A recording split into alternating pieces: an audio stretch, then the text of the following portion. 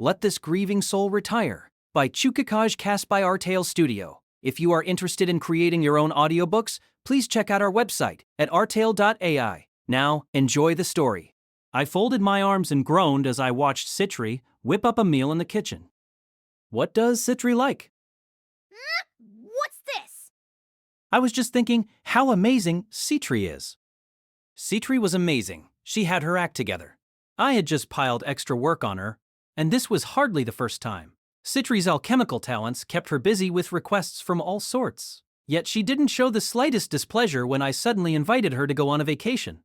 She even prepared our luggage and brought along black, white, and gray. Eva secured us a carriage, but I was sure Citri could have done it if I had asked her instead.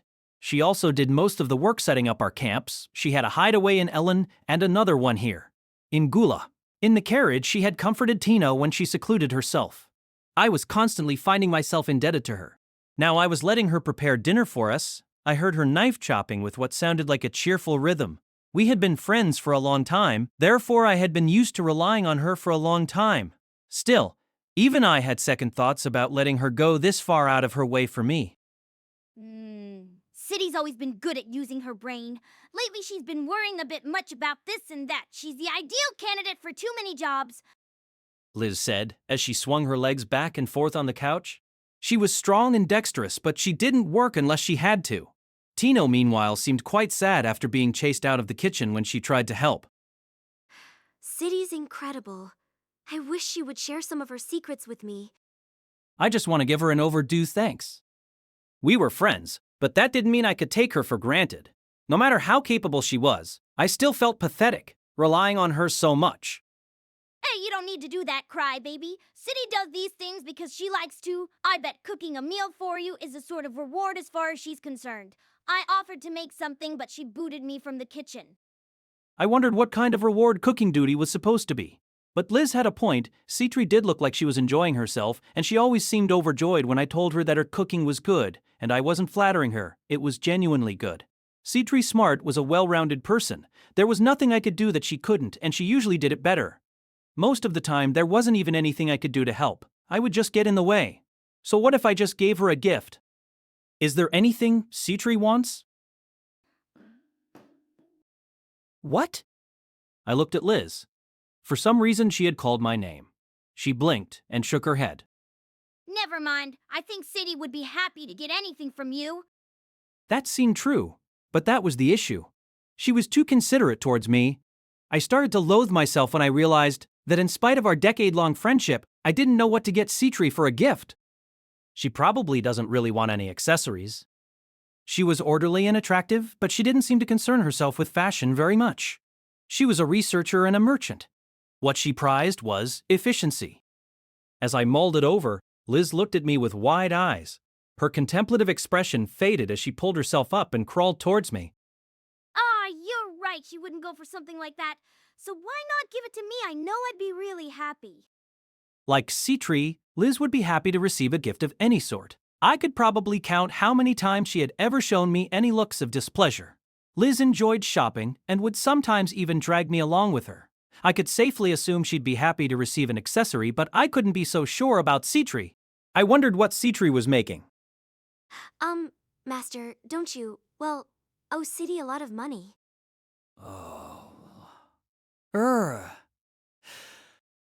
She was right. I had totally forgotten about my debt.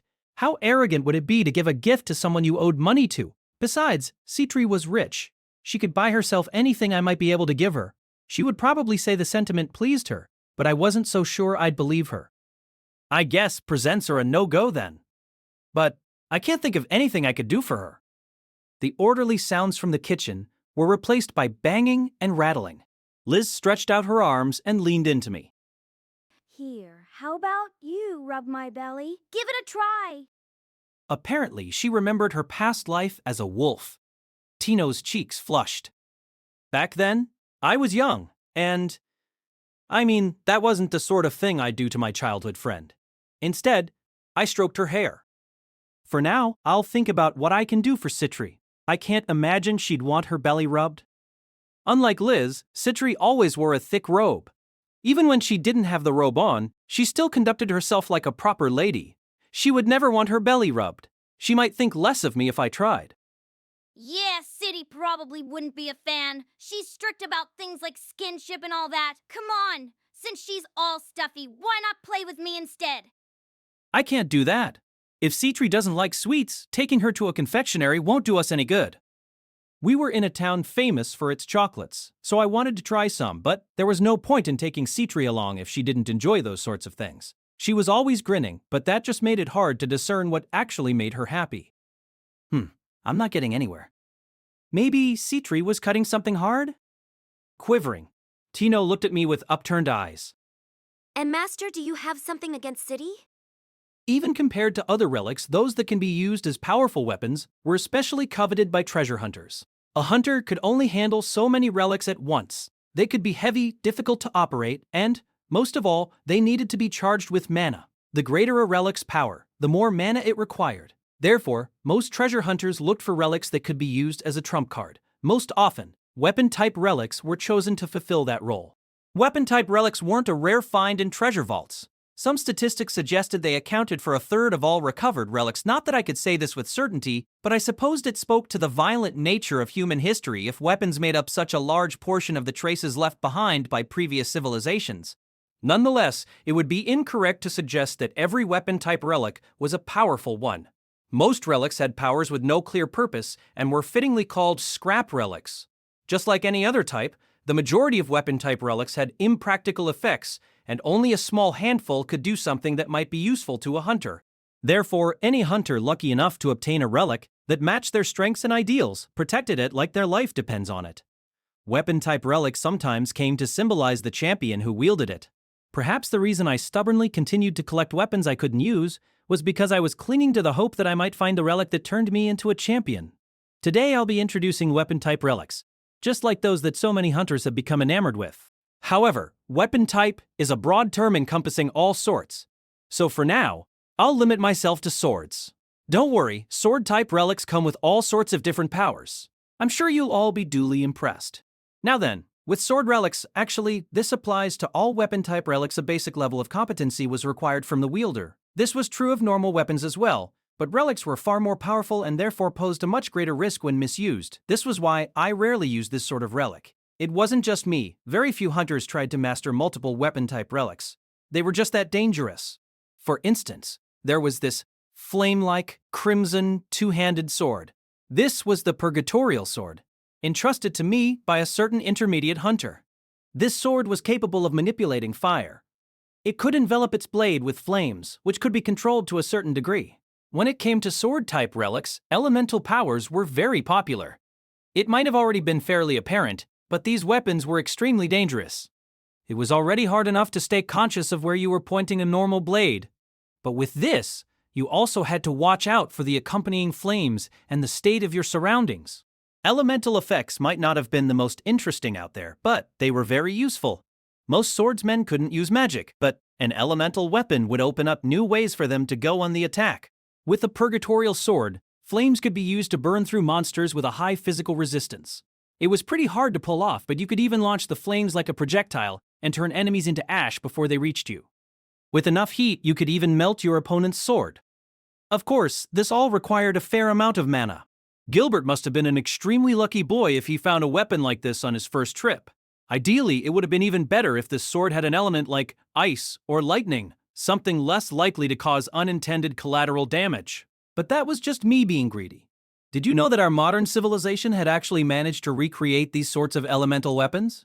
However, their power was lacking compared to relics, and they were often very brittle, so they weren't yet ready for actual combat. The only exception were weapons made from the parts of slain mythical beings, but those couldn't be mass-produced and were even more fickle than relics.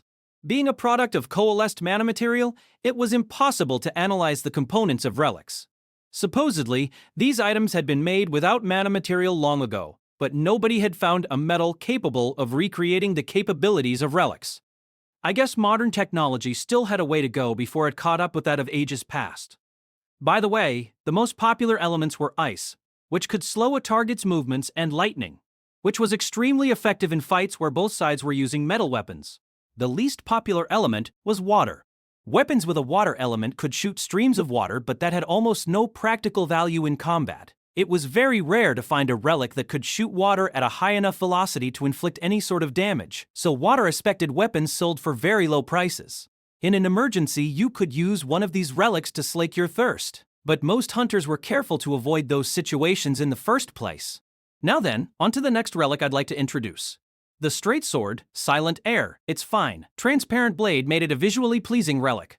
The blade was roughly a meter long. It might have looked like a piece of art at first glance, but as I held it in my hands, it was clear that this was no ordinary sword. This sword had no weight indeed, it weighed absolutely nothing, and it could also negate the weight of an opponent's weapon. This was quite a rare ability among sword-type relics, but just how useful was it? I got this relic at an auction where it fetched a high price, but all those collectors bidding on Silent Air were drawn to it for its beauty. Its strength remained uncertain. Was weightlessness actually a merit? Sure, it was handy for a wimp like me, but most hunters and swordsmen wouldn't have any trouble swinging around your usual meter-long blade. If they did have trouble, they might have been better off finding a different class. So what about making an opponent's sword weightless? Was that worth anything? I would answer in the negative. It was pretty rare for two swordsmen to lock blades, and this relic could only take the weight from a weapon. It couldn't nullify the pressure exerted by its wielder. As I said earlier, the weight of a sword like this made little difference to most hunters. An effect like this was probably better than nothing, but calling it useful would have been going too far. An elemental weapon would have been far better. This might have been a powerful effect if it could neutralize any pressure exerted by an opponent, but such useful relics rarely went up for auction. Maybe the opposite effect, increasing the weight of a weapon, would have been handy, but sadly this weapon couldn't do anything of the sort. You couldn't even make a weapon slightly lighter, only remove its weight entirely. But I'm just rambling. However, though this weapon might have seemed useless, some clever application could turn it into a rather convenient relic. It occurred to me while I was testing out Silent Air. I clashed it against another blade, and my body felt lighter. This wasn't even a mock battle, just a simple test. I wasn't wearing any armor, just normal clothes. But with my frail body, I noticed a definite change. After running thorough tests, I was certain. The power of Silent Air could be applied to objects besides swords. With the exception of the wielder's body, this relic could make just about anything weightless. Not only swords, but armor, shields, and even baggage could be made as light as a feather. It was a bit finicky, but there was no need to manually activate this relic. As long as you had it on your body, you could shoulder the heaviest burdens without feeling a thing. I was delighted when I discovered this. It might not have seemed special to treasure hunters with their superhuman strength, but for us weaklings, a relic like this was a blessing. You couldn't apply the effect to items resting on the ground, but that was just fine. Ever since I'd obtained this relic, I'd made sure to carry around with me as much as I could. With Silent Air, you could also pretend you had monstrous strength. If you've obtained one of these relics, make sure to test it out. As a proud owner of one, it would be an honor if the reputation of this sword improved even a bit. Just remember, you can't reduce air resistance to 0. Now, I've shown you a popular sort of relic and an abnormal one, but there were more to sword-type relics than just those. In all places and eras, swords have been used by humans to vanquish evil. When discussing sword-type relics, it would be impossible to avoid bringing up holy swords and devil swords. Next up, I'll be introducing a sword from each of these categories. They are not, however, part of my personal collection. First, we have Thousandfold Rage. This was a demon sword that was once owned by a bounty target dispatched by grieving souls. What an ominous sword it was. Its blade-colored shades, blood red, and an abyssal black. One swing of that sword could bear the strength of 1,000 strikes. Even a champion would struggle to withstand such an attack. That armament was what enabled the bounty target, a man named Zabieli, to go from being a single lowly bandit to the king of bandits, with 1,000 lackeys at his command. Only a devil sword could bring about such a change in a person. Normally, a sword alone wasn't enough to make a champion. The sword was just what the champion swings. But Thousandfold Rage was a vexatious relic that bucked that trend. If Zabieli had relied a bit less on his weapon and trained a bit more, he might have become unstoppable. Even though we toppled its owner, Thousandfold Rage didn't come into our possession.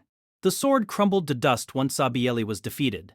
Luke said it was because the sword had accepted defeat, but I had my own thoughts on the matter. I was certain the weapon had a limited number of strikes, and it coincidentally hit that limit at the same moment of its owner's defeat. Powerful relics frequently had some limit to their usage, because they often brought about their owner's ruin, like in the case of Zabieli, devil swords earned their name.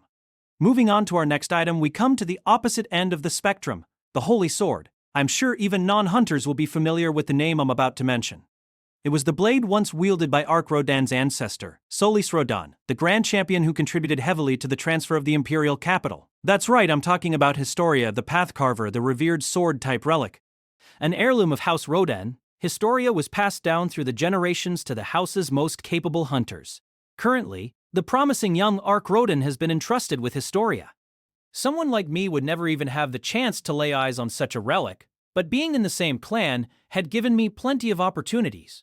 It was a gorgeous white, and anyone could tell by a glance that it was a holy object. Historia's power was a simple one.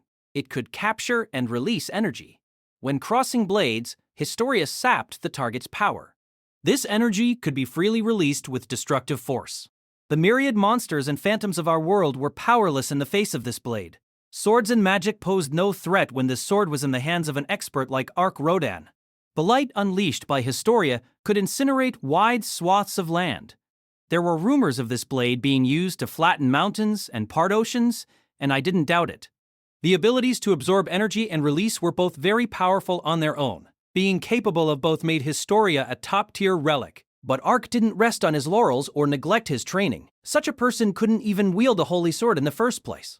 Perhaps that's the difference between Zabieli and Ark, between a devil sword and a holy sword. You might be interested to know that Ark recently said there was something even Historia couldn't cut through: young women who were being manipulated. If the champion said so, then I saw no reason to doubt him. Well then, I've gone on long enough. I think we can wrap things up here. After spending so much time talking about the appeal of sword-type relics, I'd like to finish by bringing up some of their flaws. This would be their narrow attack range, and as I mentioned earlier, that they demanded refined techniques to use effectively. Compared to a magi, a sword wielder could only attack a very narrow area. Even the wide area attacks of an elemental weapon couldn't compare to spells of a high-level magi, which could be cast from multiple kilometers away. The best way to handle a talented swordsman was to keep your distance, and rain offensive spells on them, that is, if you could keep your distance. Even Historia could only absorb what it directly cut through.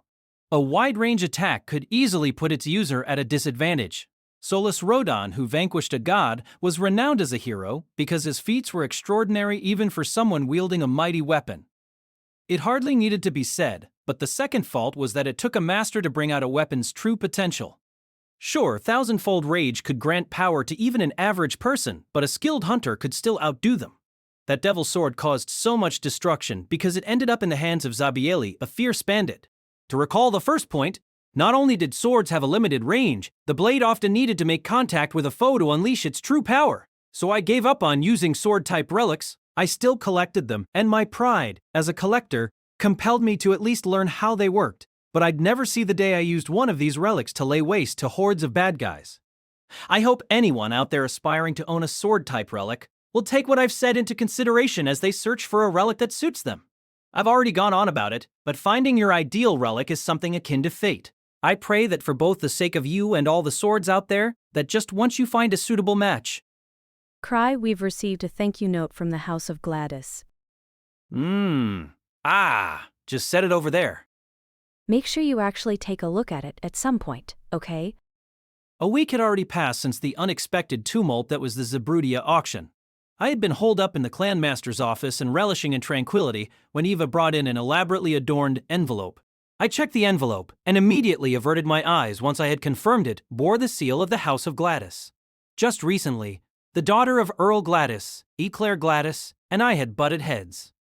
Thanks to the bond shared between Ark and myself, our battle for the relic was resolved quite peacefully and without undue harm to our relationship with Eclair or Earl Gladys. I couldn't ask for a better resolution, and as far as I was concerned, that should have been the end of it. However, unlike hunters, nobles and merchants would waste no time sending you a letter, and that's something I could have done without. I let out a brief, hard-boiled sigh. Not that there was any reason I should receive a thank you note in the first place, but wasn't this awfully fast? I hadn't even recovered from my fatigue from the last ruckus. There was already a pile of unread letters lying on the desk in the clan master's room. As a result of my high level, I was receiving more and more letters every day, and it had gotten to a shocking number. Particularly, once I had taken the role of clan master and almost completely stopped leaving the capital, I began getting buried in letters. Letters begging for some sort of assistance, invitations, thank you notes, letters issuing challenges, resumes. I was up to my neck in correspondence I wasn't happy to receive or could even do anything with. I knew that I had to take a look at these letters eventually, but somehow my hand just wouldn't go near the pile. I was someone who puts things off as much as they can, because I had neglected too many. Eva had begun to open, and even reply to some in my place. However, that improved the clan's reputation, so I thought I was right to let her take care of it. Come on, I'm busy too. I'm fine with correspondence addressed to the clan or your party, but I don't like the idea of opening something addressed to you specifically. I might, for instance, see something confidential. That wasn't going to happen. I hid nothing from Eva. Shouldn't she understand that after being around me so much? If there was one nice thing you could say about me, it was that I didn't keep secrets. I even trusted Eva to carry around the clan seal. I gave a small shrug, and Eva just sighed. She looked down at the stack of letters that had accumulated even after ensuring only the most important ones reached me, and began to speak in a faster tone than usual. It would seem Lady Eclair took quite a liking to the cake you provided. Well, of course she did. Eva had no response. Oh, that's right. Looks like there was one other nice thing you could say about me. I nodded confidently. Not to brag, but I knew all there was to know about the confectionery cafes of the capital. No matter the style or variety, I had personally visited each one. The only cafe I didn't know much about was the one that Eva had previously told me about, the one in the decaying district. I had complete confidence in the cake I had treated Ark to. It was a new product from a confectionery that I fondly remembered finding when I had first arrived in the capital. The shop was set up around the edges of the city, so it didn't have a whole lot of customers back when I had first found it. Now there was almost always a line extending from the shop, and it was always possible they might sell out before your turn came. The service and food both got a solid 10 out of 10, and I was personally acquainted with the owner. I might not have been able to recommend a good weapons store, training grounds, or information broker, but I could find you the perfect sweets shop. Lady Eclair was a noble, but good sweets required more than just high-quality ingredients. Still, for even an earl's daughter to be impressed by my selection, I felt as though my talents were being recognized for the first time in a while, and that made me really happy. Maybe it was because they were often ingesting poisonous substances, but hunters seemed to have dull taste buds and their preferences never overlapped with mine. I realized Eva was looking at me and hastily cleared my throat. Yeah, I don't care much for sweet things, but there's nothing I don't know about this town. How's that for hard-boiled? Yes, indeed. Now hold on, I thought. It seems I've made a new cake companion. I had assumed she would be some stuffy noble girl, but it looks like she has a fine palate. I can't drag her around with me like I do Tino, but I hope she'll at least introduce me to some shops that cater to the nobility. But I'm getting off topic. I decided to deal with all the letters on my desk. Just go ahead and reply to these letters in a way that won't ruffle any feathers. Decline all requests and invitations. I'm a busy man, you know. Eva gave me a cold glare. Busy. What a convenient word. I felt bad, turning down the letters without even looking at them, but reading text made me sleepy. Not to mention nobles and merchants all used nothing but stiff and roundabout expressions, and frankly I could barely understand them. Leaving this to my excellent vice clanmaster was the best way to ensure a smooth resolution. I didn't want to be dragged into any petty power struggles, and dealing with conniving merchants was scary. When the letters first started coming, I thought they would stop if I just ignored them, but that didn't seem to be working out. I could take care of it all by myself, but I just kept making more excuses. Ideally, I wanted Eva to handle all the letters, but it seemed that would be a hard no. Eva, who knew my schedule better than I did, furrowed her brow. But your schedule's empty. It's necessary to rest from time to time.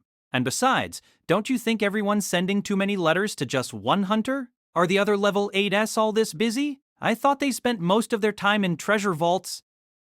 Speaking of which, Sven has been demanding that you do something about drink. Tell him to treasure the critter. Dealing with monsters is Sven's domain more than it is mine. I'll talk with Citri about it next time I see her. I let out a big yawn, and a pure white puzzle framed and mounted on the wall entered my vision. I had asked Eva to help me finish it. You were supposed to draw your own image on it once you finished, but that part just seemed like too much trouble at the time. Oh, right. I also need to draw something on the puzzle. I don't even know where to start. This isn't going to be easy. I stared intently at the puzzle. I had no artistic skills, my imagination was pathetic, and I didn't even have any tools to draw or paint with. I didn't even know why I bought a white puzzle. The more I thought about it, the more I wanted to slap my past self. I was furrowing my brow and tilting my neck when Eva decided to change the subject. That reminds me, Krai, there are still a few slices left of the cake we served to Ark.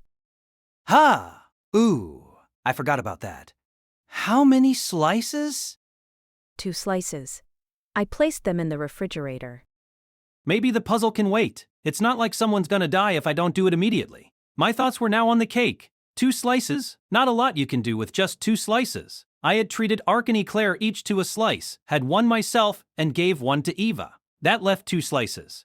It was a new product released the previous fall, and I had no idea when I might get to have some again. How troubling. This was no time to sit around reading letters. I could give the cake to Liz and Citri, but they didn't like sweet things. In fact, just about every hunter lacked a palate for refined sweet flavors. I thought, and in the end, I did what I always did. Give up because I was tired of thinking. Tino. Who else but Tino? Who else but Tino? What? A kind master I was. And a hard-boiled one at that. Out of all the hunters I knew, Tino was one of the few who shared my appreciation of sweet things. 2 leftover slices from a new product. You could even say this situation came about specifically for Tino. 1 slice for me, 1 for Tino. All was right in the world. Tino would be pleased, and I was glad to make up for all the trouble Liz and the others caused her. I'm on fire today. Sorry, Eva, but could you wrap those up for me? I'm gonna bring them over to Tino's place. Huh? Right now? Oh, Eva, you don't get it at all. If I don't hurry, the cake will lose its flavor. Eva seemed to notice my exasperation and quickly corrected her posture. Understood. I'll be just a moment. She didn't need to be that hasty. Eva was an exceptional individual, but she was always too serious about things. I was going out, which meant I wanted to have some protection, but unfortunately, Liz was nowhere to be found when I needed her. Tino's house wasn't that far, however, and I didn't think there'd be many people out and about. For the first time in a while, I got ready for an outing and left the clan house with a bounce in my step as Eva saw me off. I've been making a pathetic display of myself lately. Maybe for the first time in a while, I can show Tino how considerate I am. Get it, T? If you're feeling bad, it's because of your own lack of strength. Whether you're short on experience or talent, if you train enough, you won't find yourself feeling down. Yes, Lizzie, but No buts, not one. How many times have I said that? How many times do I have to say it until you get it? Eyes alight with flickering flames looked down on Tino. Her mentor, Liz Smart, was even shorter than Tino. But when the two were face to face, Tino always shrunk back. They were in the living room of Tino's house, but Liz, sitting comfortably with her legs crossed, looked more like the master of the abode. In fact, the house Tino was renting was one of the places Liz would stay when she was in the capital. Because of this, Tino had 2 beds, chairs, and sets of cutlery, even though she was technically the house's only resident. Liz leaned back in her chair and fiddled with a palm-sized treasure chest. She inserted a needle-shaped lockpick into the keyhole and moved it about with delicacy. Stacked up on the table were more treasure chests, with locks of various shapes. These were used by thieves as a way to practice lockpicking. On the rare occasion a treasure chest was found in a treasure vault, it was the thief's job to break into it. A single treasure chest could often hold a few items, so hunters considered it very lucky to find one. You would also hear humorous tales of thieves being unable to open a treasure chest, leaving the party no better option than to bring back the entire chest itself. For a thief, there was no greater dishonor. Opening a treasure chest required the means to open any one of the numerous varieties of locks that might appear in a treasure vault. Before opening the chest, the design and materials should be confirmed, and traps needed to be checked for. Thieves were also required to make judgment calls such as when it might be best to ignore the lock and simply destroy the chest. Compared to simple combatants, thieves had to wear many hats. Strength alone wasn't enough for a thief. The stifled shadow was feared for her bloodthirst, but she was first class in more than just fighting. Lockpicking was something reinforced through experience, but it also required plenty of studying. All adversity can be considered a trial. People who only run from adversity will remain a whelp no matter how long they continue as a hunter. People grow by overcoming trials. If you've got complaints, you can save them till after you've done what you need to do. Liz tossed the treasure chest towards the table. Tino quickly caught the chest, and it opened in her hands without making a sound. If you're struggling now, then that's what you get for slacking off earlier. At least learn to pick up after yourself. Tino thought these were wise words. Liz's training was fierce and instilled fear in Tino, but she didn't begrudge Liz for it because she knew her mentor was even harsher on herself. Even if she didn't show it, it took more than natural talent to become a high-level hunter. But something was bothering Tino. She placed the sample treasure chest on the table and spoke hesitantly. Sivanipidekri Tino, Sedesini? But, Lizzie, Greg's a hunter, not a merchant. Like I give a damn! Wasn't it Crybaby who said you need to learn more than just how to be a hunter? Well... At the auction some days prior, Greg had stood in for Tino and placed the winning bid on a golem. Just remembering the sight of her fellow hunter looking so weary was enough to dishearten her. Tino didn't harbor any special feelings for Greg, but she wasn't cold-hearted enough to be content to watch someone else bear a burden that should have been hers. The golem had gone for 1 billion gils, the highest price of anything sold that day. The source of his troubles likely stemmed from Greg bidding as an individual, and being a mid-grade hunter at that. Ever since he bought that golem, Greg had been dealing with all sorts of nuisances. He had people asking for loans of considerable size, shady characters buzzing around him, merchants asking for advice, and he had even grabbed the attention of some nobles. Just recently, Tino happened to run into him. He looked quite haggard from trials he was unaccustomed to and said he was avoiding uncrowded spaces as much as he possibly could. It sounded quite unlike any of the 1,000 trials that Tino had endured thus far.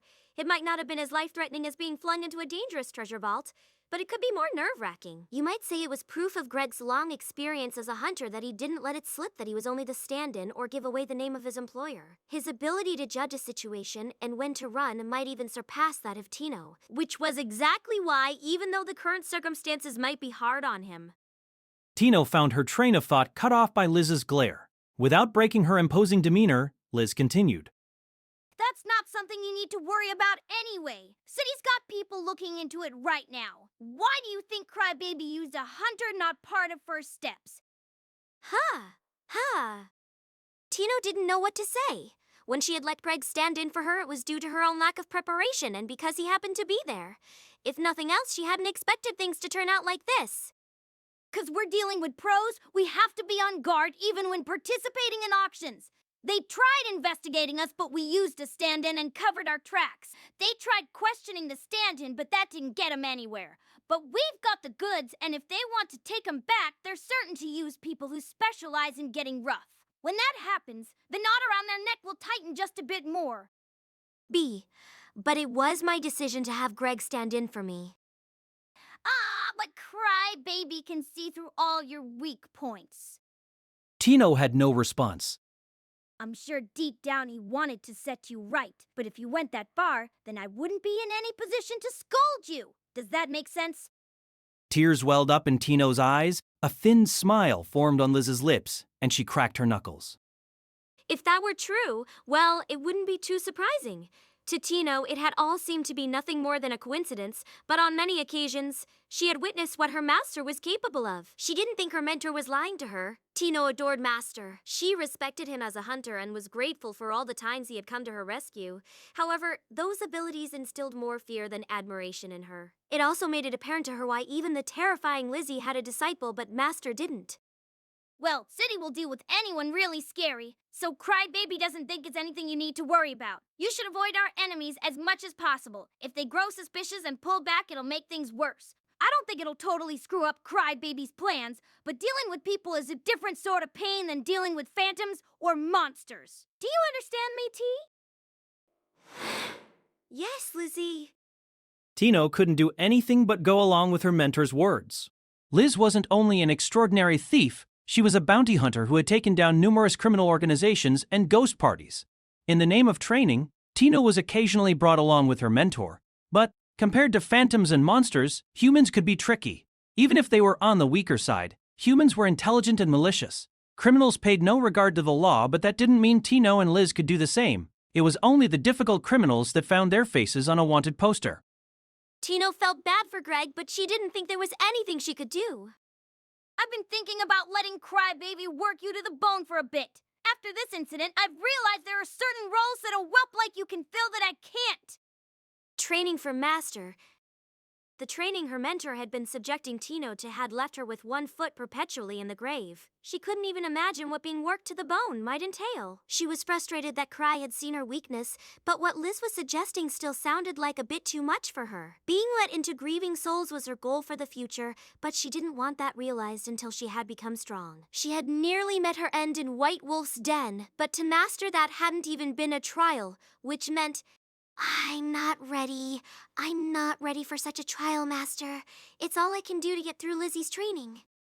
Just thinking about it made her want to cower in fear. But suddenly she heard a knocking sound. Tino looked in the direction of the door. She had many acquaintances, but not many who would visit her house.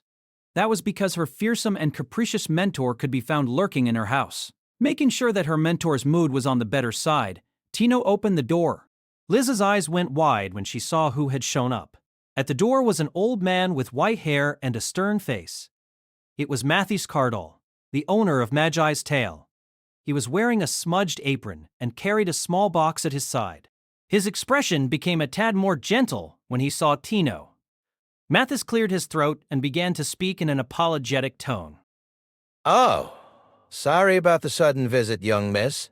I finished my appraisal of the relic you and the kiddo requested. I know you've been up to your necks in it lately, so I thought you might have forgotten. I could just hand this directly to the kiddo, but you were the one who found this, weren't you? Tino's eyes widened. Matthias was right. The appraisal request had completely slipped her mind. At the time, her master's interest had shifted entirely onto the mask and away from everything else. Technically, the relic had already been offered up to Master and was no longer Tino's. If Mathis was taking the time to hand it over to Tino, it was probably because he thought she might want to be the one to hand it over to Master. Liz looked over at Mathis and very clearly furrowed her brow. Hey, Matty, how about you keep your hands off T if you don't have our permission?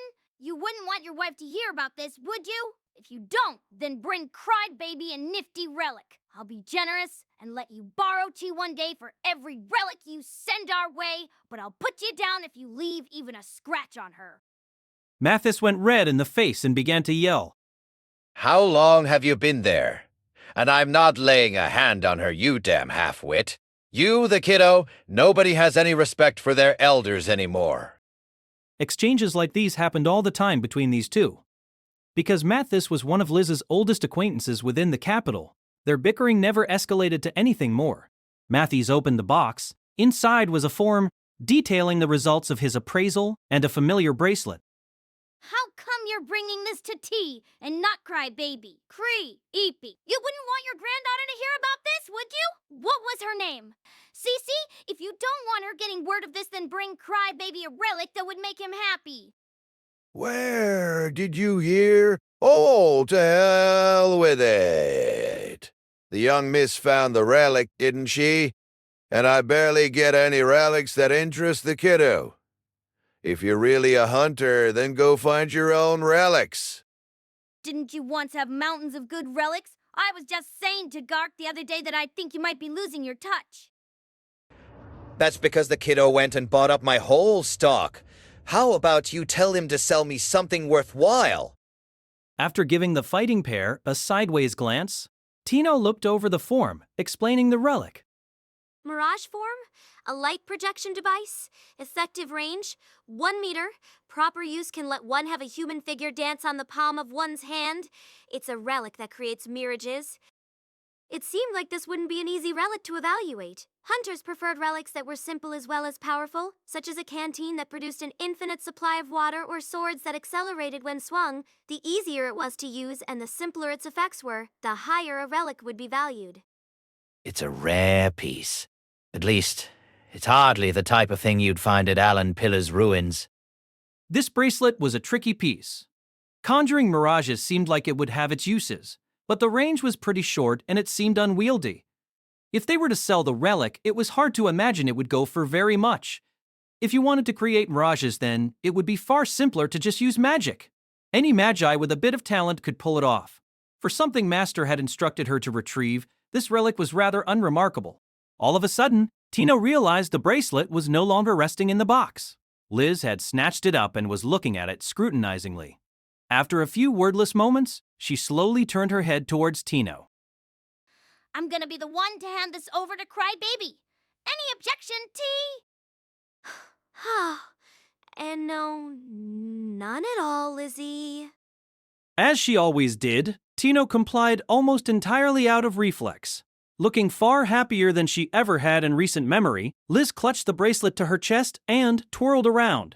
While Matthews was looking with bewilderment at the disparity in excitement between Tino and her mentor, Liz shouted in a voice overflowing with joy. Woo! Krai Baby's gonna love this. Good job, T. I'll buy you a new dagger later. That much? Lizzie? Wait a min. Liz almost never gave Tino presents. This bracelet must have really been something. Tino was about to try to decline Liz's offer when a voice from behind cut her off. Wait a moment, Lizzie. This should be handled fairly, right, T? It was a voice very familiar to Tino. At some point, the other sister, Citri Smart, had appeared behind Tino, a grin on her face. Tino felt a hand on her shoulder, and she began to shiver. The smile disappeared from her mentor's face. T's my apprentice, so it's only natural that her finds belong to me. Why are you butting in, City? Liz had a voice that could intimidate just about anyone, but not her sister. I'm the one who caused so much trouble for Krai, and that all started because you said you wanted to train on a golem. Therefore, you should hand the relic over to me. You agree with me, don't you, T? Citri gave her reply smoothly, almost as though the matter was entirely settled, and then asked Tino for her assent. Citri's voice lacked the roughness of Liz's, but it was still a voice that brooked no argument. In a hushed tone, she whispered something extra into Tino's ear. If you hand it over to me, then I'll buy you a new dagger and a very pretty dress. Within the cozy little house in which Tino lived, dreadful words of slander were flying this way and that. Who gave you permission to go and seduce T? Krai Baby put her in my care. He said I could do what I wanted with her. The owner of the house, Tino, was huddled in a corner and watching the argument unfold. On principle, hunters gain more and more physical strength the more treasure vaults they clear. By absorbing mana material, they will at least find their basic capabilities improved, but they will also gain experience. This makes it very hard to win out against a high-level hunter. Tino had some confidence in her abilities as a mid-grade hunter. However, she was still well below Liz and Citri, who had been carrying out a grueling lifestyle well before Tino had become a hunter. With a vein bulging on her forehead, one sister was shouting in a shrill voice that inspired dread as well as any dragons. T's your apprentice because you threw a tantrum. I was supposed to have her originally. If she had been mine from the start, then by now she might be an unprecedented super hunter capable of flying and shooting lasers from her eyes. The other sister replied in a lower tone than usual. Compared to Liz, Citri was maintaining her composure, but her body emanated the same power as her sister. If two individuals had the same talent, were in the same party, and had mostly similar experiences, their levels of mana material would be the same. The Smart sisters had completely different jobs, but from Tino's perspective, their power was about the same. Tino had braved treasure vaults solo, which, by normal metrics, had allowed her to develop her skills remarkably. However, she was like a speck of dust compared to either of the Smart sisters. In these sorts of situations, all she could do was tremble in the corner and wait for the storm to pass. After all, it's better to have a rich mentor who can easily give you power rather than a mentor who makes you do weird exercises. Ha! There's no meaning in power that's just handed off to you. And you wouldn't just give her powers, you take as well. I'd be careful about what I take. With T, I wouldn't have to relieve her of her free will, and she's always been an agreeable one. What more could I want? Enough! You brats! You shouldn't be fighting, you're scaring the little miss. Matthews had been watching with a grimace as the two sisters grew hostile, but had decided he should intervene. But neither Liz nor Citri seemed to be growing any calmer. T and I found that relic, so stay out of this. You didn't find it. T found it after looking very hard. She said she'll give me the relic, so I have the right to choose what to do with it. I never said that, Citri. She was about to protest when the sisters both turned their gaze on her, leaving her unable to get a word in. The ownership of the Mirage Form relic seemed to have become a matter entirely unrelated to Tino's thoughts on the matter. She liked the sound of new knives and a dress. But if this relic would make Krai that happy, then she wanted to be the one to deliver it. Except there seemed to be no use in asking for that relic to be returned to her. Still, To think such a fight would break out over who would deliver a relic. Honestly, why do you have to always swoop in like a vulture? Go hide out in your lab! It's because you're always causing trouble. No matter how hard I try, I can't stamp out all the fires you start. Huh! That goes for Luke too, doesn't it? Besides, nobody's asking you to stamp out any fires. It doesn't matter in Luke's case because the people he causes trouble for tell no tales. You're the only one creating work for me. I have no ulterior motives. Maybe you could compromise and let me deliver. Liz showed no sign that she heard Tino's small voice as she picked up a treasure box off the ground and flung it at Seatree. The box was hurled without an ounce of restraint, but Seatree, displaying excellent reflexes for an alchemist, grabbed a tray from the table and used it as a shield. Tino mustered the last of her courage and spoke up in a weak voice. Stop it, you two. I'm the one who the neighbors will be angry at. Using both hands, she quickly caught a teacup and pot propelled by kinetic energy. Fortunately, Liz must not have gone all out, because with a little concentration, Tino was able to keep up. Amid the flying furniture, she would instantly determine if something was fragile, and if so, catch it and place it in the corner. Everything else she batted down. Tino was desperate. She was grateful the fight hadn't broken out during a meal. She could manage pots and cups, but if forks and knives were to be sent soaring, then she could easily end up with a fresh wound. Tino felt she had to at least protect Matthews. While the objects continued to be flung, the two sisters continued to insult each other. Mathis trembled as he watched the fight, which had gone from 0 to 100 in an instant. What does it matter who hands it over? Both of you, please calm down. If you're gonna battle over it, then I'll hand the relic over. She had worked up her courage to shout like that, and yet her voice didn't even reach the Smart sisters. It wasn't too bad so long as they continued to throw whatever was nearby, but if Tino didn't intervene, then they might begin to hurl knives and potions. That would leave her house half destroyed, and if that happened, then she'd be living in those ruins until she could use her meager savings to get the place fixed. It wouldn't be feasible for her to intervene with force, and neither sister would stand down if only Tino were to get between them. Stopping this would require a member of Grieving Souls or someone like the Vice Clan Master, someone connected to Krai and capable of common sense. Unfortunately, those sorts of people rarely grace Tino's house with their presence. Confused and desperately trying to knock down any flying projectiles, Tino racked her brains as she tried to figure out how to keep the damage to a minimum. Then, suddenly, she heard what sounded like a knock at the door. Master, I've missed you so much. What's going on? With the cake still held at my side, my eyes went wide. I looked down at Tino after she had jumped on me. Surprised by her uncharacteristic exuberance, she returned my gaze with teary eyes and I felt a strange urge to protect her. I was entirely confused. Sure, I had decided to play the part of the hard-boiled and considerate master, but I hadn't been expecting such a zealous greeting. Still bewildered, I patted Tino's head just like I would with Liz, and stepped inside. Tino's house was a complete mess. Last time I visited, her place was neat and tidy, but now it barely looked like the same house. Scattered across the floor were open treasure chests, broken glass, and a cupboard. It reminded me of an abandoned yet pretty ruin. Did I come at a bad time? In the center of the living room stood a familiar sight, the Smart sisters facing off. When they noticed I had arrived, Liz, for some reason, began waving her knife like a fan, and Seatree puffed up her cheeks and hid a burning red potion behind her back. Morning, Krai baby. Goodness, Lizzie, because you had to make a fuss you made Krai come out here.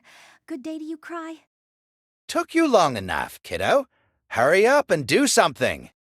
There was nothing strange about Liz and Seatree being in Tino's house, but for some reason even Mathis was here. Red in the face and clearly agitated, he glared at me intensely. I just wanted to bring some cake over, yet here I was at the center of a mess. I placed my hand on a conveniently placed Tino and calmed myself by running my fingers through her hair while I tilted my head. I have no idea what the circumstances are, but... For starters, sit. Formally. No, Krai. This is all just a misunderstanding. To put it simply, City and T were trying to steal my thunder, so I didn't do anything wrong, see? With their legs folded beneath them, Liz and Seatree sat on the carpet and tried to defend their actions. I leaned back in my chair and sighed deeply. Tino, who had calmed down by now, sat next to me and for some reason stared at me with admiration. No, that's not how it's done. I didn't know quite what had happened, but I knew that wasn't how you apologized. As the master of apologizing, I felt safe giving them failing marks. Liz and Citri sat in tear-filled silence as I pointed out their mistakes. When they were right next to each other, it became clear that these two were sisters. Since they were young, Citri and Liz had always been fighting. Whether verbal arguments or full-blown scuffles, I was quite used to it, but even after becoming powerful hunters, they were still just as quick to start bickering.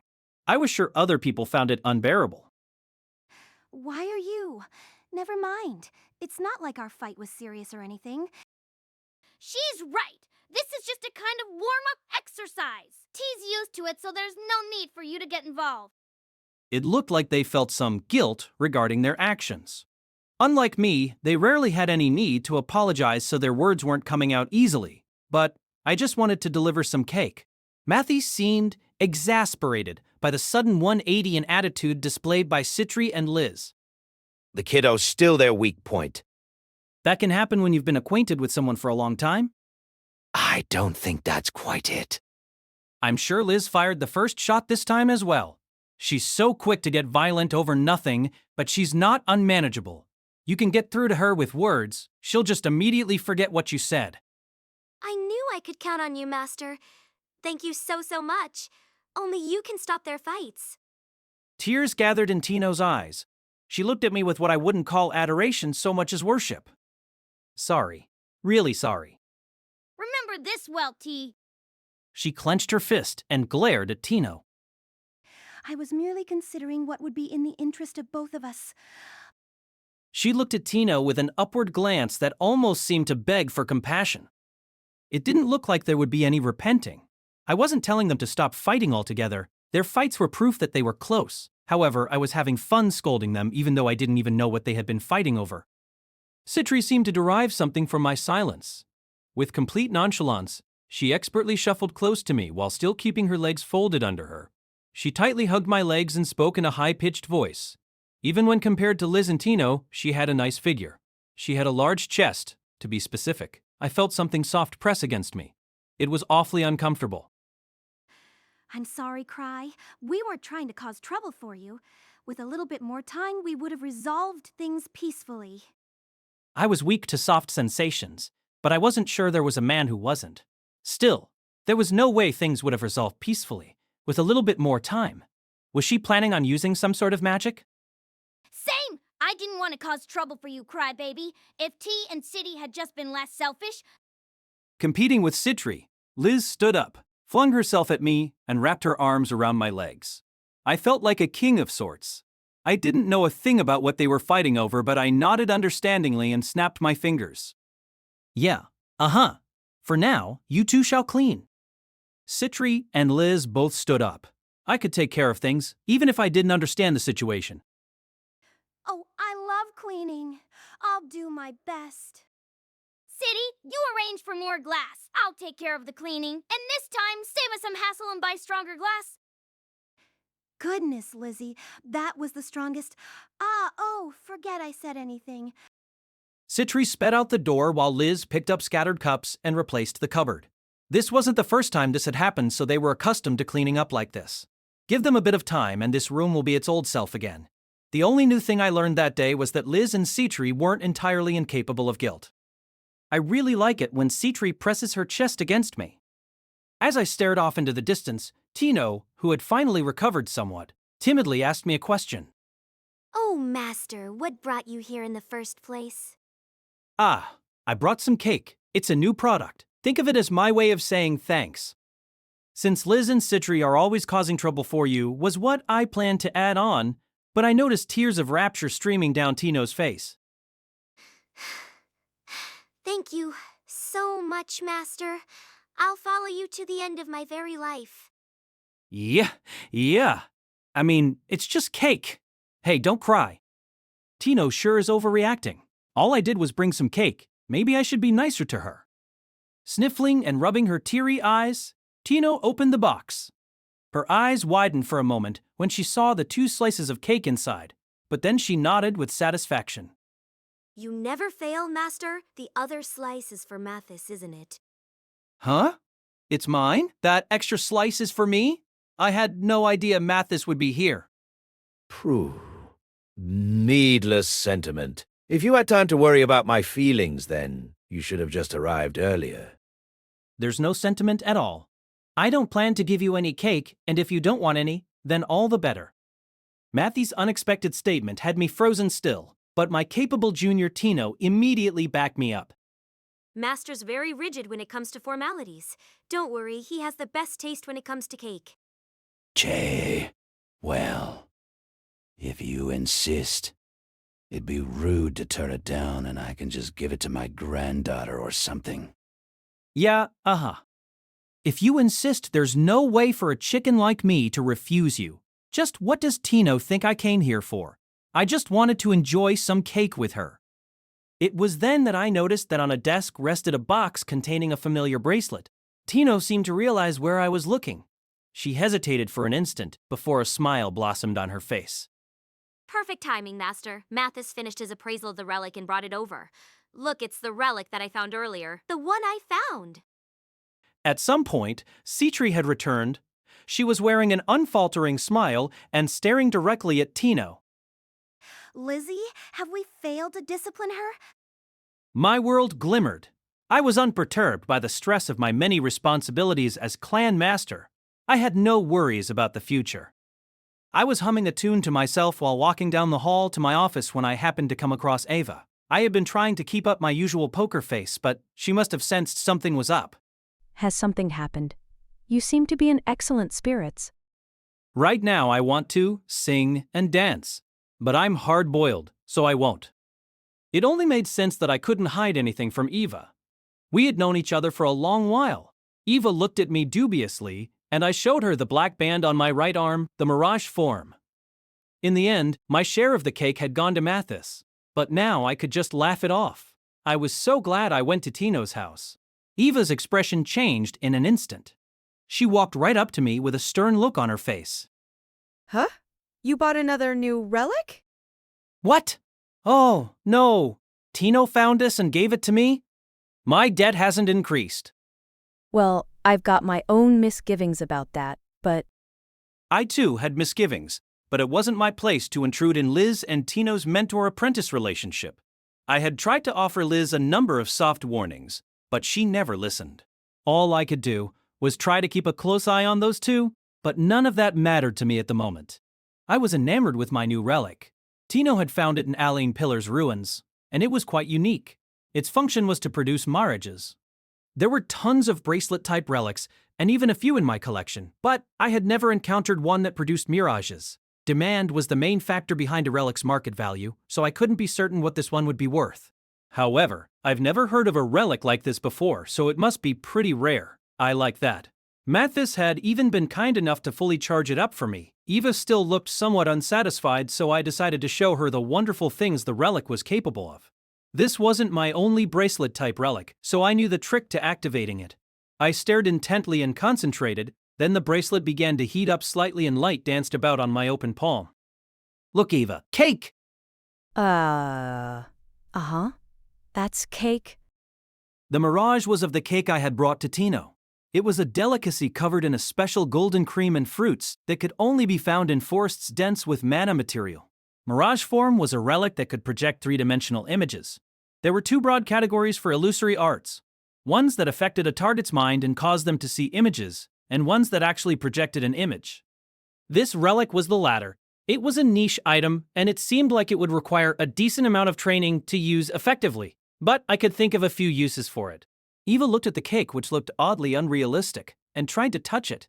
When her fingers sunk into the image, she made a funny face. There was something distinguishing it from the cake I had given to Tino. It was a mirage, so there was no getting around its lack of taste or aroma. But even its appearance wasn't quite there. The real cake was practically a work of art. It had been thought up after numerous rounds of trial and error, and had been put together by a skilled hand.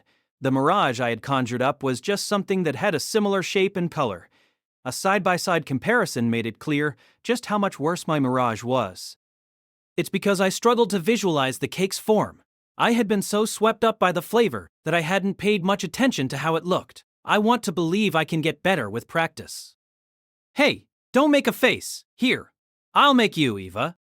As far as Matthews had been able to discern, the relic's effective range was 1 meter, or to be precise, 1 meter and 20 centimeters. This distance was both how far one could project a mirage, and also the size limit of a mirage. In other words, you could use this relic to project a life-sized human. With the range of 1 meter and 20 centimeters, you could create a mirage up to 2 meters and 40 centimeters by placing the relic in the center. Not to mention, you were free to make them look however you wanted. You could only recreate about half of Ansem, but that range would be more than enough for someone like Gark. That you could only place a mirage right next to you was an issue, but clever usage could still allow one to intimidate or hold back enemies in a treasure vault. The only issue was that a Magus could still make mirages more easily and across a wider range. The Mirage Eva that appeared was identical to the real Eva. The slim glasses and glaring eyes were a perfect match. Looking closely, I realized that some details were off, but they were still close enough to be called twins. Except it's only her from the neck up. Without batting an eye, Eva swung at her disembodied head and then glared at me with eyes identical to those of the Mirage. Please quit playing around. I'm not good at bodies. Without a proper view, I can't be certain, but maybe if I just cover it with a robe. Eva saw that the mirage of herself now looked like a sort of ghost decoration and reiterated her earlier sentiment. Please, stop! I was in my personal hidden quarters. I added Mirage form to my collection's register. Aware that I might be getting my hopes up, I wondered if this relic could let me disguise myself and serve as a substitute for the reversible face that I had failed to acquire. The possibilities were limitless. I wanted to start training with Mirage form immediately, but without Lucia, it wouldn't be easy getting it recharged. Just to try it, I projected Ark's face over my own and burst out laughing when I saw the awful results in the mirror. The sight of my black hair sticking out past the edges of Ark's blonde hair was too bizarre. Unlike reversible face, Mirage form only produced images, so it looked like I would have to be careful when using it for disguises. Perhaps I would need a hat that could keep my hair out of the way. Now that I think about it, Citri said she keeps her hair short so she can disguise herself more easily. I needed to confirm how long I could maintain a mirage, so I began to browse my register while wearing the appearance of Ark. I was looking for a relic that would be a good match for Tino. After receiving such a nice item from her, I felt the need to give something in return. After all, the relics Liz and Citri mainly used were all from my collection. I was a relic collection, but I wasn't the type who got pleasure simply from staring at them like decorations. I was the type to take joy in seeing my collection being put to use by my friends. Now, as her mentor, Liz had the final say in whether Tina would use a relic, but Tina would eventually join our party, so it didn't hurt to pick one out for her. I was giddy at the thought of doing fun work for the first time in a while and looked over each one of my relics. Tino's a thief, so maybe she should have the same type of relic as Liz? Or maybe a different relic since they'll be in the same party. My collection was vast. I had powerful relics and I had ones that could be used as a substitute for magic. Choosing your main relic was an event that could change the course of a hunter's life. Tino was a serious girl, and if I was going to share from my collection, I wanted to share it with someone who would put the relic to good use. I couldn't be haphazard about this. I was on my bed, flipping through the dense register when I heard a small knock at the door. It must have been Tino. I told her to come in and the door opened just slightly. A small black eye peered fearfully through the crack. Pardon me, master. It was unusual for her to be so nervous. It wasn't like I planned to give her a relic on the spot, I just wanted to talk to her. I would take our conversation into account during my selection, and depending on the circumstances, I might buy her a new relic. If it's for Tino, then, with enough begging, Mathis might even give us access to his collection. Tino and I silently stared at one another when Liz came flying in. Tino let out a short cry as she was knocked forward. She must have changed clothes since my visit. She now wore a short black skirt which fluttered as she fell. Cry, baby,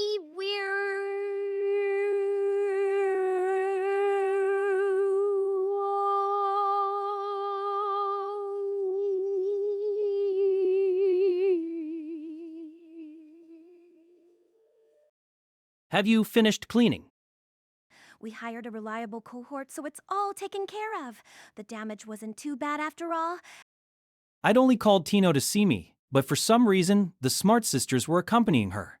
The opinions of a mentor and fellow party members were important in picking a relic, so I didn't have any real objections. Liz took one look at me and began to snicker. What's up with your face? Is that supposed to be arc? Hilarious? I'm impressed you could tell it was me. Ha ha ha ha! I can tell by your scent and presence. It's gonna take a better disguise than that to hide you from me. Come to think of it, Liz also immediately saw through my disguise when I first used the reversible face. The reversible face did more than just project an image, yet it didn't work at all on her.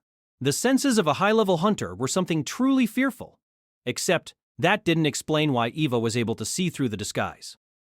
Citri also took a moment to scrutinize my disguise before giving a slight nod. Krai and Ark have different physiques. It might work on someone who doesn't know you, but I don't think it would fool anyone from our clan. I was right. I need more practice. Maybe I'll have Citri and Liz train with me later. Considering the traits of the relic, there might be more functions, such as the ability to save preset mirages or something. Well, for now, let's focus on Tino. Flanked by Liz and Citri, Tino fiddled with the hem of her skirt and occasionally glanced in my general direction. Her gaze was alternating between me and the neatly organized glass case behind me. I had already told her what I wanted to discuss with her. She probably had a few suggestions of her own. Master. Cry baby, can you get us a super powerful relic? T hasn't absorbed much mana material and she's still a whelp in training.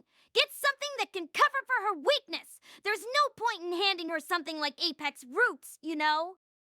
Liz spoke without a hint of ill will and knocked on her legs. Her relic was a simple one without any features that might reverse the tide of a battle. Apex Roots simply enabled one to kick off against nothing.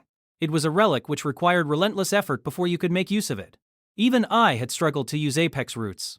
Thus I could see how it might be a bit early for Tino to use something in its class. Liz is right. We can only cover for Tino to a certain degree. If there's a relic that simply improves her endurance or basic capabilities, then that might be best. Preferably one that makes considerable improvements. Lizzie, that's... Tears had formed in Tino's eyes. For a hunter, improving one's basic capabilities through a relic was considered proof that they were still a novice. This was because basic capabilities were something that could be improved just by absorbing more mana material. I didn't really think much of it, but there were some hunters who would look down on or be rude to those who did use those sorts of relics. As a result, relics that enhanced one's base traits weren't very popular, in spite of their usefulness. I nodded in agreement. I felt bad for Tino, but I didn't think Liz and Citri were completely joking. Level 8 treasure vaults were vicious things. Liz and Citri weren't just saying things to be mean. What to do? Personally, I wanted to base my decision not just on Liz and Citri's opinions, but also on Tino's. Hunters could be more compatible with some relics than others. I closed my eyes and considered the matter, but then I remembered that there was no need to decide immediately, so I just nodded. The relics weren't going anywhere. I could call Tino over, and we could think it over a bit at a time. Still, basic capabilities, I thought. This could be difficult. Tino's working hard, but the pace Grieving Souls clears treasure vaults is still far above her. It's possible she might never catch up. I, for one, would like to hunt with T as soon as possible. But frankly, I think she still falls short in some aspects. Though there are ways to make up for those shortcomings, Krai. Would you be so kind as to entrust me with Tino for a bit? I'm certain you won't regret it. Citri's cheeks were flushed, and she fidgeted while struggling to look me directly in the eye. Tino stood next to her, quivering. It was then that I remembered I had just gotten hold of something special. I've got it. I've got something that'll make Tino super strong. Huh? I didn't yet know if it would suit Tino, but there was no harm in trying. I was pretty sure it even still had some mana in it.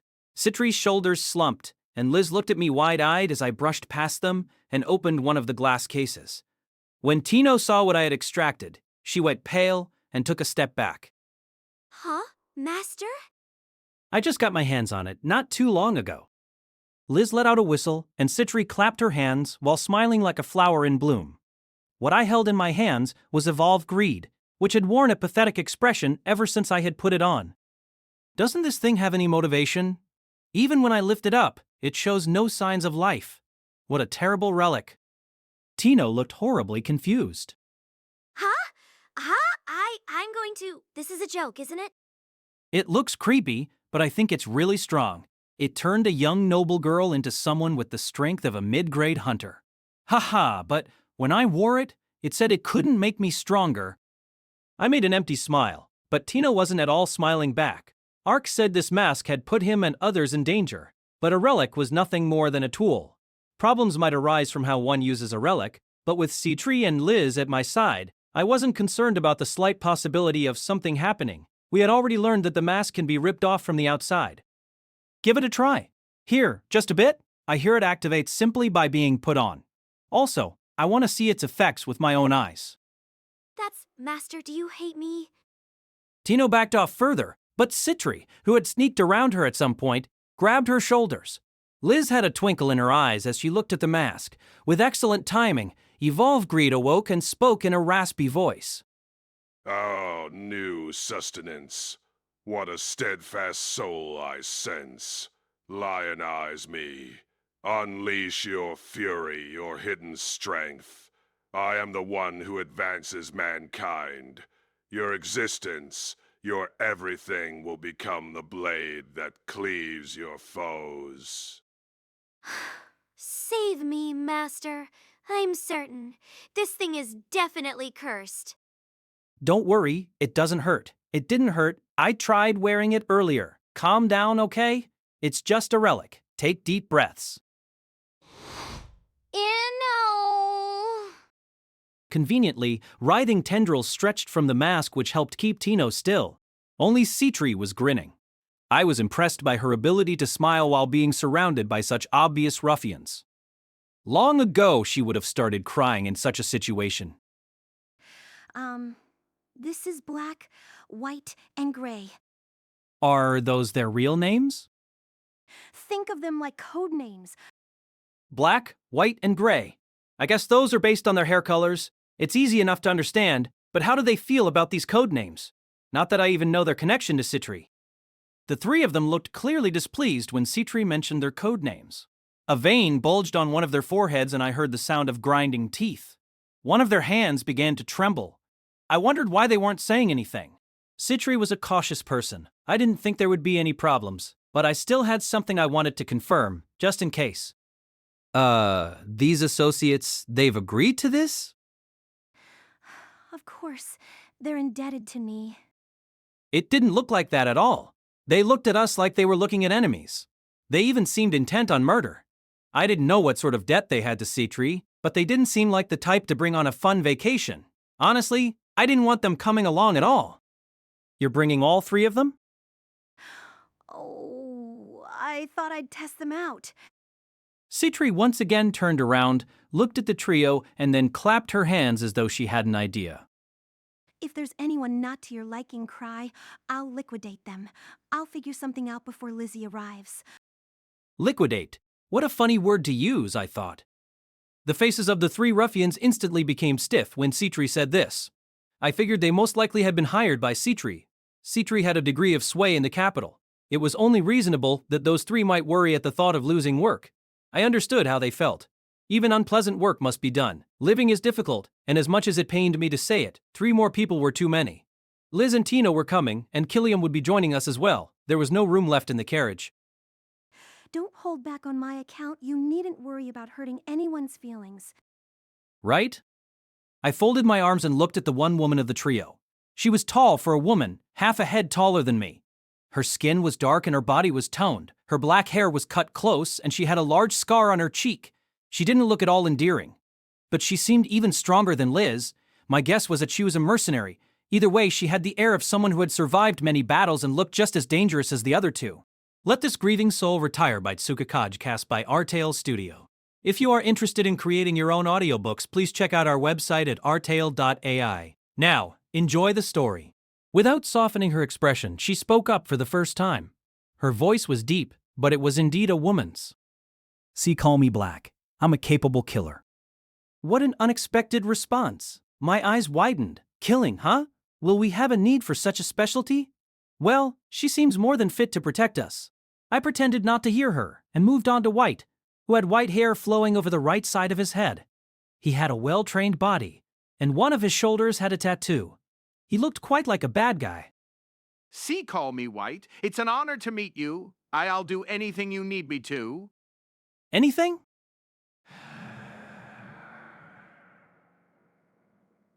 Anything. He isn't short on motivation. So he'll protect us and carry our luggage? You wouldn't tell by looking at him, but he seems like a good guy. I looked at the final one, the man with the gray hair. Gray was smaller than the other two. It seemed possible that he was a thief. He didn't seem like he could fight as well as the others in the trio, but he looked at me with sharp, appraising eyes. Considering that all three were hired by Citri, it seemed safe to assume they were reliable, which wasn't to say they should be relied on. But when I really thought about it, wouldn't Liz and Tino be enough for protection? Killiam would also be with us, and I just didn't think I could relax with unfamiliar faces along for the ride. I looked at Citri and made a half-hearted smile. Sorry, but could the three of them? Citri's eyes went wide, and she held a hand over her mouth. I opened my mouth to say the rest, but out of nowhere, White and Black slammed Gray. They attacked without hesitation. Gray flew across the street and landed all the way on the other side. I stood frozen as the other two yelled with rage. With intense expressions, Black and White started mercilessly kicking Gray while he was down. It sounded awful. You sack of shit. We promised we'd behave. Die. Apologize! Apologize to Citri! You worthless garbage! Think you're too good for this? Gray's head was slammed down and a crack formed in the ground. Blood splattered all over. I felt like I was having a nightmare. Eva went pale. Citri, however, didn't even flinch. Just how much does Citri's employment mean to them? I continued to stand still in fear of the sudden bloodbath before me. I thought it might be best to make an example of one of them, but all three. I'm joking. I'm only joking. Yeah, a joke.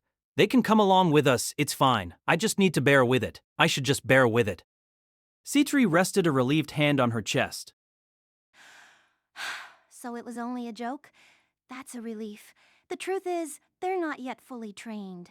I'll do what I can, but please understand if they're a tad rambunctious. Yeah, Is this really okay? Watching Citri stand between Black and White, I had serious doubts about it all, but I shook my head and forced myself to forget about it. There was nothing I could do, so there was no use worrying about it. Citri made a face so scary you'd think she was a different person than the one I had just been talking to. Not to me. If you're going to apologize, then apologize to Krai. You're no use to me acting like you are. If you embarrass me, then you'll be getting the axe. Even though the sun was setting, there were still a fair number of people walking about. They had started keeping their distance, but it was possible someone might call the Knights on us. I turned away from Citri and smiled at Eva. It's gonna be a super fun vacation. I hope you have a good time, and please come back as quickly as you can. It looks like even Eva won't share in the joy. I just want to stay inside. Some familiar people came running out from the clan house. Perhaps they wanted to join us. Was I grasping at straws? An older hunter covered in bandages clung to me while tears flowed from his eyes. Wait. CM, is it true you're headed out of the capital? If you are, then bring that creature. Creature? I'm talking about drink. We can't handle it anymore. At this rate, someone's going to get killed. His eyes were bloodshot. If memory serves, this fellow was a level 5. Behind him were many other hunters, all haggard and nodding repeatedly. Every one of them was wearing bandages somewhere on their body. Drink. I had foisted every aspect of its care onto the other hunters. I wasn't sure what to think if it had grown enough to be too much even for pro monster killers. Maybe it was just too much to try to keep it in captivity without killing it. But I considered that to be entirely Citri's responsibility. Drink's caretakers didn't await my response and went inside. They came out again with 5 of them, pulling Drink by chains thick as a person's finger. It hadn't even been a month since I last saw the critter, but it had already become an adult, growing with eerie rapidity. When Citri first brought Drink in, it fit in a crate small enough for a person to easily carry, but now it was nearly 2 meters long. I could probably ride on its back. From that back sprouted wings, and they had even grown a splendid mane. Even as a cub, Drink was strong enough to kill me, but now it had become an outright monster. Drink looked at me and let out a sweet moo, something entirely unexpected from such a creature. But the large fangs in its mouth didn't escape my notice. The color drained from the faces of Citri's trio when they saw Drink. I was about to lose my will to go on when I heard some loud voices. No! Forgive me, Lizzie. I can't see Master after all. Learn when to give up. You'll always remain a whelp if you don't pull yourself together. How many times have I told you? Crybaby already knows how pathetic you are. If you keep feeling sorry for yourself, it affects my honor as your mentor. We hadn't even left, yet I had a bad feeling forming in my gut. I looked at Liz as she dragged Tino along. Then I wordlessly entered the carriage, pretended nothing had happened, and hugged my knees. I already want to go home. About that potion you asked me to identify, it's a potent hangover cure. Huh? Arnold was talking with a famous apothecary, well known even within the imperial capital. The blood rushed to his head, and the rest of Falling Fog were abuzz. Citri Smart had pulled the wool over their eyes. The potion she had charged upwards of 100 million guild for was a hangover cure. It was, in a sense, a sort of antidote, but that was beside the point. Thinking about it with a cooler head, it did seem improbable that a hunter, no matter how dangerous, would poison another hunter's meal. She had been mocking them. Arnold considered getting revenge through legal action, but it would be hard to win with just the appraisal results. However, Arnold decided that didn't matter. He decided he would put all other plans on hold for the time being. Grieving souls had invited the wrath of the crashing lightning. They had wounded his pride. It didn't matter that the 1,000 Tricks was of a higher level than Arnold. If he didn't settle this matter, he would both remain unsatisfied and possibly lose party members. He would take down Grieving souls as quickly as he could. He didn't care about any past promises. He preferred to keep things simple. Arnold looked back on all the misfortune he had run into since arriving at the capital. At the tavern, Liz Smart attacked him without warning, and his defeat had been witnessed by other hunters. In a public area, he had been defeated by the 1,000 Tricks. Citri had all but extorted him into buying a hangover cure at an exorbitant price. He realized that these schemes had led to Falling Fogs being at odds with Hidden Curse, a well-known clan, another incident that had been witnessed by many. What bothered Arnold more than anything was that he hadn't once been able to display his strength. There was nothing more important for hunters than strength. A weak hunter was worth even less than a hunter prone to stirring up trouble. If he didn't get an opportunity to show his might, it would be hard for Arnold and Falling Fog to make a living in the capital. Things weren't looking good. They were a strong party, but that didn't change the fact that at this rate they might fall apart. If they wanted to turn things around, they needed to do something that would make everyone realize what Falling Fog was capable of. At their current rate, Falling Fog was at risk of being belittled not just by high-level hunters and the Explorers Association, but also by low-level hunters and civilians. They could resort to a more physical means of stopping people from bad-mouthing them, but that could only go so far. Taking down Grieving souls would solve their problems in a flash. Arnold had briefly buried the hatchet, but it was Grieving souls who provoked them. That gave Falling Fog plenty of reason to go after them. They had no obligation to hold back either. Grieving souls had picked a fight, and Falling Fog couldn't just ignore it. They would beat their opponents. The names Falling Fog and Crashing Lightning would shake the capital. Even if their chances of victory were slim, they would fight back. That was just how hunters lived. The 1,000 Tricks had escaped them at the cafe, but that wouldn't happen a second time. Arnold was training at their lodge. He was swinging his beloved sword in an effort to shake off their earlier humiliation when his right-hand Eulalia ran in. Arnold, we've got bad news. I was listening in on a conversation about first steps, and it sounds like the 1,000 Tricks has left the capital. He's going on a vacation, and nobody knows when he'll be back. Arnold's mind went blank. After making fools of Falling Fog, he was now taking a vacation? What a clown. The blood rushed to his head, but Arnold's breath was ragged, and he instead gave a concise order. We're going after them. Get everyone ready. Krai left the capital? Another sudden departure? In the Explorers Association branch manager's office, Gark once again found himself busy processing documents. One report had taken him by surprise. The 1,000 Tricks was a hunter who deserved his status as a level 8, but his one failing was his tendency to be slow to take action. It seemed he had everything planned out, but he was always causing people out of the loop, like Gark, to worry. The named quest from Earl Gladys carried tremendous significance. Successful completion of the quest would likely make the Earl more affable to hunters, and that would benefit hunters in ways that money couldn't buy. Even Krai wouldn't put off such an important task, Gark thought, his scowl still affixed to his face. However, Krai didn't take the quest brief with him, did he? And Chloe was supposed to accompany him, but... Ah, damn it. Krai. Quest briefs were documents that laid out the details of a task put forward by the Explorers Association. These papers were usually handed off to hunters undertaking a quest. They had tried to hand off the brief to Krai earlier, but he had turned it down. it was unlikely that he had left the capital without knowing the details of the quest.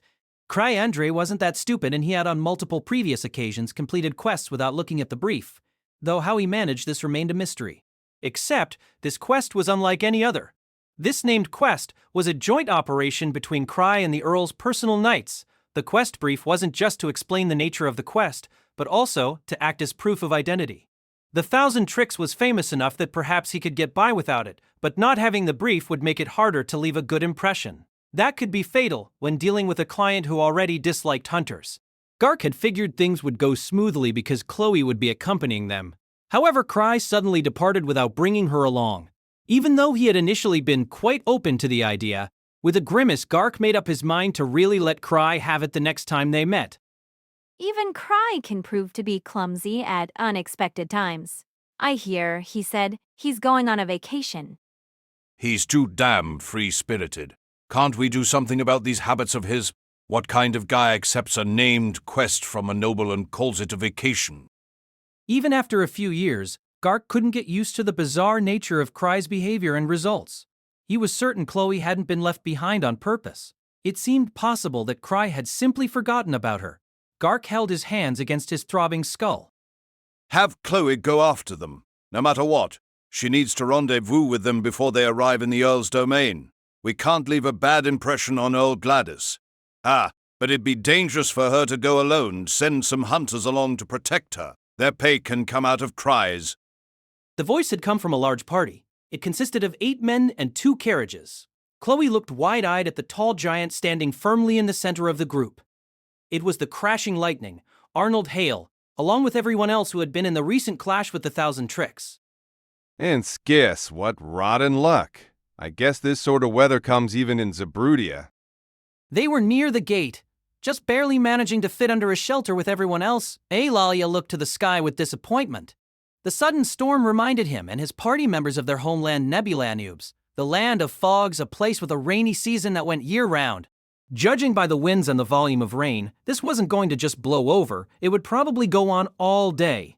The members of Falling Fog were used to fighting in the rain, but that didn't mean they enjoyed it.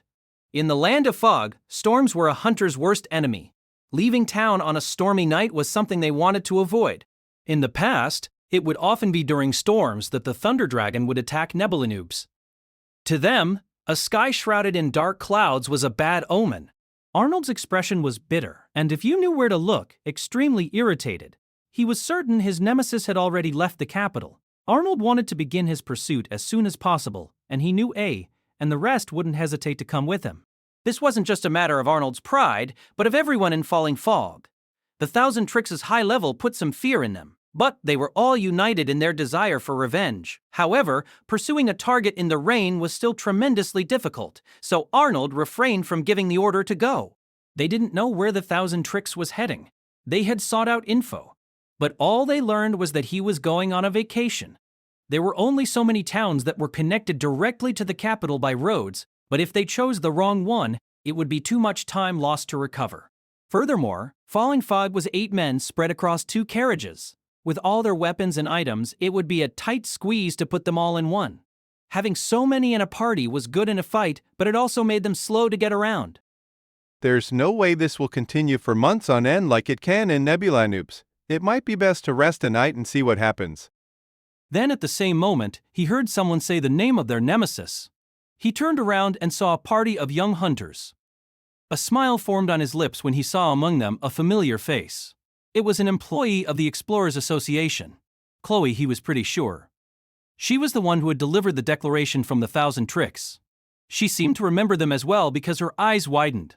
Realized that he hadn't seen her since she first delivered that declaration. He didn't recognize any of the party members with her. Falling Fog. What's a party with an average level of 6 doing at an hour like this? The sun had set and rain was falling. No normal hunter would go out at this time. Arnold narrowed his eyes and crossed his arms. That meant he was going to leave everything to A. The Crashing Lightning was his party's symbol. Having him speak on every minor occasion would be a sign of weakness. This was a chance for A to show what he was capable of. He gave his introduction and looked over the young party. So you geezers also have business with the 1,000 Tricks. What a coincidence! Coincidence. Indeed, a coincidence. It was also fortunate. Apparently, Chloe and the rest had to meet up with the 1,000 Tricks for a job, and it seemed they knew his destination. Even if they didn't, the information network and the authority of a large organization like the Explorers Association dwarfed that of a single party. It's our lucky day, Arnold. If they're fine with it, what do you say we tag along with them? Very well. Ruta opened her mouth, but then closed it, perhaps because her client was right in front of her. Chloe had a thoughtful look on her face. She was likely considering the schism between the 1,000 Tricks and falling fog. However, fights were an everyday occurrence in the savage world of hunters. The Explorers Association would tacitly allow them as long as no crimes were committed. Perhaps non-interference would be more accurate than tacit approval. They naturally didn't approve of murder, but as long as no civilians got caught in the crossfire, then inflicting even serious wounds went unpunished. Even if the young party turned them down, that was no problem for Falling Fog. They were a first-rate party. Pursuing the 1,000 Tricks would be difficult, but hunting down Ruta and Co. would be a simple task. Falling Fog also had the advantage of strength. They wouldn't resort to such meaningless violence, but if they wanted to, they could wipe the young hunters out for good. Weakness was a crime among their ilk. Chloe thought it over quietly. She nodded with a smile. In that case, I see no reason for the Explorers Association to decline. However, I must inform you that even should you protect us during the journey, we won't be able to compensate you for it. Her smile didn't extend past her lips. She was a bold one. A had heard that she was the niece of that branch manager, and he had no trouble believing it. Chloe could tell what Falling Fog was after. Even still, she saw nothing wrong with showing them the way. This was because she knew they were weaker than their quarry. Naturally, she also realized there wasn't much she could do to prevent them from simply trailing her party. A fierce, lopsided grin formed on Arnold's lips. I like it. Hey, we're going with them. Chloe smiled and held out her hand. I trust you'll keep your men in line, Arnold. Arnold. I grimaced at the smell of something burning. We really shouldn't have gone out in the storm, I thought. I knew that from the start. Even I didn't need to be told that this was a bad idea. But, if you'll grant me the opportunity to defend myself, what could I have done when the storm came up so suddenly? I was a victim. A victim. However, I found it hard to keep calling myself such when I saw the black smoke rising from Tino's body. She must have been struck by lightning multiple times while being forced to run through the storm. She opened her eyes just slightly and smiled faintly. Master, did you see me? I did my best. Yeah, you did. Thank you for everything. You, Lizzie, I'm so glad I met all of you. Her breath was halting and the strength had left her body. Partway through, I began to mentally check out, so I couldn't be too sure, but it was an extraordinary amount of lightning. It was enough that I gave up counting. Gee, City, you sure have gotten good at making potions. Tino's final words were ones of gratitude despite everything we'd done to her. What a good kid! I looked at the bad kid, Liz, as she hoisted a smoldering Tino over her shoulder. Cry, baby, look, it's just as I said. There was nothing to worry about. She's alive. Even T's growing day by day. Yeah, but go a bit easier on her. Remember, this is a vacation. No more lightning runs, okay? I'd probably be raising a bigger fuss if I wasn't used to seeing people get struck by lightning. Okay, I'm sure this was enough to raise her lightning resistance, so we'll call it there. Tino's wounds wouldn't be so bad if she just wore Evolve Greed. I'll definitely make sure she gets some rest at the next town. I swore to myself as I watched a recovery potion get forced down her throat through a straw. We camped out on the side of the road and spent a few hours there. By dawn, the rain had let up just a bit. The sky was still blocked out by clouds black as night, but there was no more thunder, which was an improvement. In the drizzling rain, Drink, now used to having a rider, dashed this way and that. Apparently, the rain didn't mean much of anything to a chimera. No matter how many times I saw it, the sight of a 2-meter-tall, half-naked giant wearing a paper bag and riding atop a chimera struck me as a sign that the end was nigh. Don't worry, this potion will prevent fatigue even in the rain. Worst case scenario, if the horses give out, we can have Drink pull the carriage. Citri's usual smile was blinding. I figured it'd be best to leave everything to her. I climbed into the carriage and removed my water-resistant jacket. It appeared they wouldn't be running today, because Liz and Tino came in after me. From head to toe, every inch of Tino seemed to be exhausted. Last, Citri entered, and then the carriage got moving. it seemed that Black and the others would be on driver duty again. They were all deathly pale and seemed in poor health, but I figured it was nothing to worry about. I had my reservations, but I took a deep breath and spoke up when I was ready. I'm banning all training. Huh? Liz had been hugging her knees and smiling, but my sudden mandate caused her to purse her lips with dissatisfaction.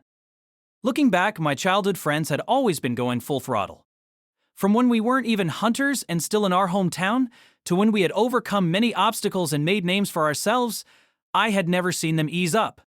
That was probably a part of their success, something I had only ever witnessed while cowering from the sidelines. This time, however, I would be imposing limits. Tino had been covered in wounds. Citri's potion had somehow managed to keep her breathing, and she had been given time to rest, but there were bags under her eyes and her dainty shoulders were visibly shaking. Considering smoke had been rising from her body the previous night, that potion was something incredible. However, our objective was not to develop lightning resistance. It was not any form of special training. I hardly needed to say it, but it also wasn't to test out Evolve Greed. I wanted Tino, Liz, and Citri to rest once in a while. I had brought them along as bodyguards, but I hadn't been thinking only of myself. It might not sound convincing coming from a guy who's always taking breaks, but it's important to occasionally forget your training and rest your body and soul. Looking out the window, I saw a vast, gloomy plain. I could see no other carriages or travelers in the vicinity, and there was something lonely about the misty grasslands. I didn't know if another storm was on its way or not, but it was a vacation, so I wanted to avoid camping out anyway. Right, this is a vacation. Just an excursion. No training necessary. No training necessary. Our objective is to go on vacation. Have some pity for Tino. I had already said this a number of times, but nobody seemed to understand that. Tino looked at me in disbelief. Liz didn't seem to be repenting in the slightest. I might mention here that she had also been struck by lightning, but, as luck would have it, she was unharmed. Who knew that was possible? But Krai baby, that was the perfect opportunity. If you don't train when you can, you might not be strong enough when it really counts. It's fine, probably. I had heard of people training under falling water, but not under falling lightning. If you want to get hit by lightning, that's fine, but please stop trying to transform Tino. Citri had been sitting with her hands on her knees and legs folded beneath her when she clapped as though struck by sudden inspiration. Could this be practice binding? Well, there's a word I've never heard before. By electing to refrain from training, we'll keep our strength low and therefore experience more life-threatening battles. Am I correct? Not at all. Sake is a's bellhoud. Citri sure came up with some, shall we say, abnormal ideas. My childhood friends were hunters to their very core. For some reason, the bizarre suggestion had Tino looking at me with a look of shock. Am I correct in assuming that you don't think we need anyone who couldn't survive such an affair? I think it's quite logical. We can't always go easy on ourselves. Leave it to Krai baby to come up with something so harsh. Give it all you've got, T. It's not my fault if you get killed. That's not at all what I was getting at. And why do you two look so happy? Tino dragged her body towards me. Apparently, she had been quite calm and collected when she was a solo hunter, but thanks to Liz, she always looked at me with teary eyes. I wanted to hug her and thank her for all her hard work. Master, I want to continue training. Ha! If Krai baby says jump, you ask how high. How many times do I have to repeat myself? She's become a villain. I didn't even say for her to jump, but it seems she'll be airborne anyway. It had been over a year since I had gone on an adventure with Liz or anyone in Grieving Souls. While I had been in my office eating ice cream, polishing relics, and messing with Eva, they were hunters past the point of recovery. I had felt that way before, but I had never imagined they would get to the point where they couldn't distinguish training from a vacation. This is bad. They're going to lose what few social skills they have. They might even infect Tino and the other clan members. It looks like you all need to be straightened out. Our vacation gained another objective. I would make sure they thoroughly forgot all about training and make them rest. I would teach them how to relax. This was the perfect job for me, the master of loafing about. These hunters were far too hungry for adrenaline. Liz's eyes glimmered.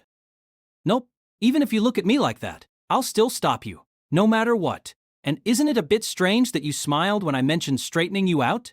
Tino was quivering. Don't worry, I'll protect you. Like I said earlier, this is a vacation. You're all banned from training. What counts as training? Where does physical exercise land? That's banned, too. Running? That too. Okay, but what about, say, wearing heavy That too. Please stop trying to poke holes in my mandates. How about light sparring? Does that count as training? Does the application of potions fall under training? Even Citri got in on the dumb bit. I said this was a vacation, and yes, it does count. It all counts. Let's enjoy this vacation. Let's relax. Anything you do to become stronger counts as training. What about breathing methods? Walking methods? What if it's something I do unconsciously? Does thinking about tactics count as training? How about giving orders and synthesizing potions? I was a bit put off by just how concerned they were. You guys are far too attached to your daily training. What do you even mean by tactics? Yeah, it's all training, and therefore banned. Both sisters looked heartbroken. I cleared my throat. This was supposed to be a fun vacation. At this rate, I was putting the cart before the horse. Well, I allow it if you really can't help yourselves. You're the best! Indeed, it might be bearable for Lizzie and myself, but it could prove an ordeal for T. Master, thank you very much. I didn't know why Tino was thanking me. I looked at Liz's broad smile, Tino's tears, and Citri's expression of concern, and just sort of stopped caring. It was a bad habit of mine. But if I were to pull back here, nothing would change, so I closed my eyes, and though it pained me to do it, continued with my next mandate. Next, I'm banning violent behavior. Okay, how about a like a really light kick? Does that count? How about giving cocky bastards what's coming to them? Does pounding Chew during her training count? Does it fall under violent behavior if it's done in self-defense? For instance, what about using authority to quash opposition? And what about the application of potions? Master's trials, they're far worse than simple violence. Those are all out. It would defeat the purpose of the ban if I just made exceptions. Besides, I didn't see how violence was necessary for a vacation. Tino's words had been like a stab to the chest. I had to do whatever I could to recover my glory as her master. And the final, and most important, thing is to have fun. Never mind the circumstances that brought us here, we've left the capital, and it'd be a waste not to enjoy it. Once we met up with the rest of Grieving Souls, I wouldn't have to worry about protection any longer. It had been some time since the entire party went out together. I expected some bumps along the way, but I was certain we would have a good vacation. Liz and Citri both smiled, but Tino looked somewhat uneasy. The rain showed no sign of abating. However, we didn't run into any monsters. When we arrived at the first town, it was a few hours later than anticipated. The town was a land. Compared to the capital, it was quite small and served mostly as a stopping point along the way. Even still, there should have been a fair number of people lined up outside the gate, yet perhaps due to the weather, we didn't see a single person. I climbed out of the carriage and stretched my limbs and stiff body while enjoying the feeling of standing on solid ground for the first time in a few hours. It was still daytime, but large dark clouds concealed the sun. What terrible weather. To have so much precipitation when it wasn't even the rainy season. Well, I wasn't going to call it a bad omen. However, after sitting in the rain that whole time, Citri's hired hands all looked to be at their wits' ends. Only Killiam and Drink both seemed entirely unaffected. Perhaps they enjoyed the run in the rain because they both looked quite in their element. I also learned that Killiam's paper bag was apparently waterproof. Krai, did you notice that we had the wind to our backs the entire time? I couldn't tell what she was getting at. Such a thing didn't sound possible, but either way, I didn't care about the direction of the wind. Of course I didn't notice. Oh? That's nice. My first concern was the cold and weary horses. I thought we should spend a night in this town and let them rest. We weren't being chased by anyone, nor were we in any hurry. That was bugging me. The rain just kept falling and falling. This storm's totally following us. When we got to this town, the wind stopped. Did I do something to deserve this? We finished our paperwork and were let into town. There was a bit of a fuss about Killiam and Drink coming in, but apparently we had a license to bring monsters with us. This license was normally for monster tamers, but Citri's thoroughness knew no bounds. The buildings were smaller, and the streets less crowded, but other than that, Ellen didn't look too different from the capital. Except this wasn't the capital. Nobody in this nondescript town knew who I was. I didn't have anything against Zebridia, but I had far too many ties to the capital. Everyone in that city was watching me and waiting for a chance to strike. I thought back to that time I became tangled up in Artie's affairs while simply walking down the street. But now I was in a town where very few people might recognize me. It was also raining, so I wore a hood that obscured my face. My chances of being noticed were next to none. The thought of this made me feel like a weight was off my chest. Thinking on it with a clear head, there was no way that Storm was following us. It had been nothing more than a simple case of bad luck. Even if I were to get struck with lightning, I knew I could withstand multiple hits because Chris had charged my safety rings. I took a deep breath and let myself brim with excitement for the coming vacation. I am a free man. Liz abruptly began spinning in circles for no clear reason. Without actually tripping on anything, she stumbled and fell forward. She landed in a puddle and splashed water on my legs. Not a common sight. I wondered if she might be feeling ill. I looked at her with a furrowed brow. Sorry about that. I forgot how to walk with my guard down. I haven't walked like this in years. Why, you haven't? This wasn't quite what I was hoping for, but I pushed those thoughts aside. I just wanted her to enjoy a relaxing vacation, but if I told her just to be herself, then she'd return to the usual walking genocide. Liz only had one pedal, and that was the accelerator. I would just have her endure the vacation and make it up to her later. Despite her stumbling, Liz clasped her hands behind her back and gave me a bright smile. But this is something new. I think it's kind of fun. I didn't say anything. It's good to find joy in everything you do.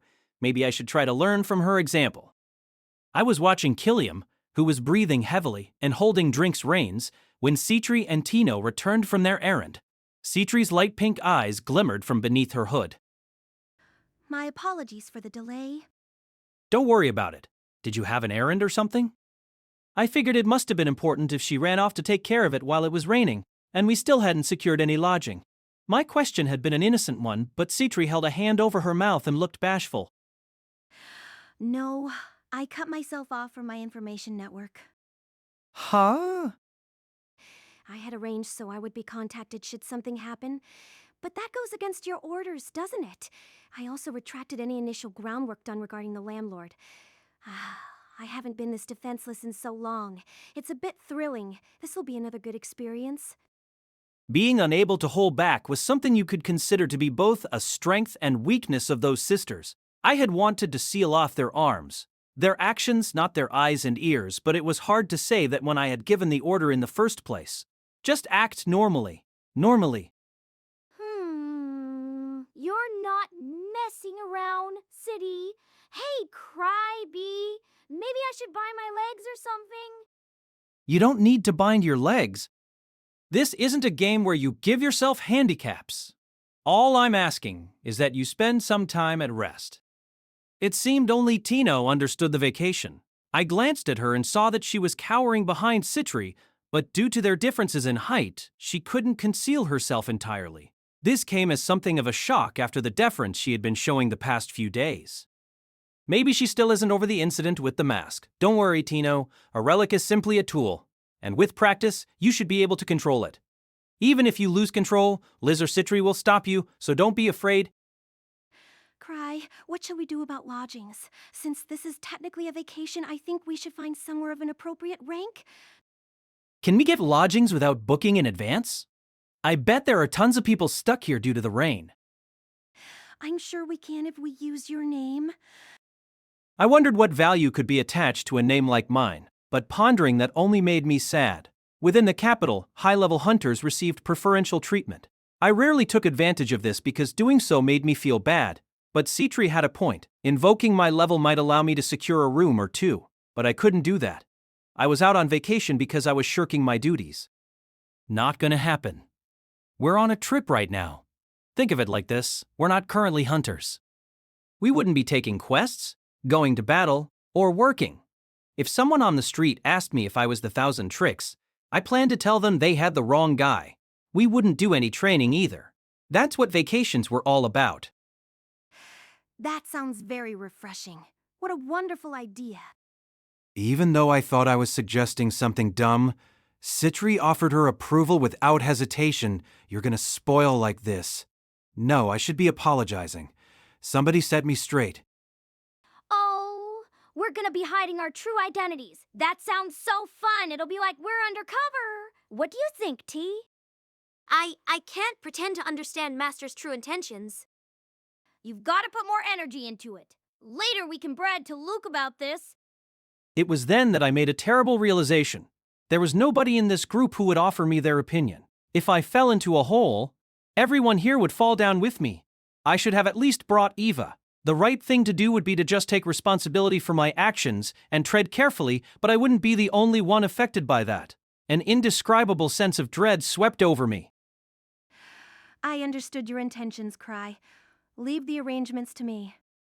Perhaps anticipation really was worse than anything that might come after. Even after her disgraceful behavior, Tino's master and the Smart Sisters acted no differently towards her. It was possible they were just being nice to her, but Tino struggled to believe it. Treasure hunters needed to be strong both physically and mentally, and Tino's master and the Smart Sisters were fortifying her on both fronts. Tino had been worried she might die when she had been made to run about in the storm and get struck by lightning.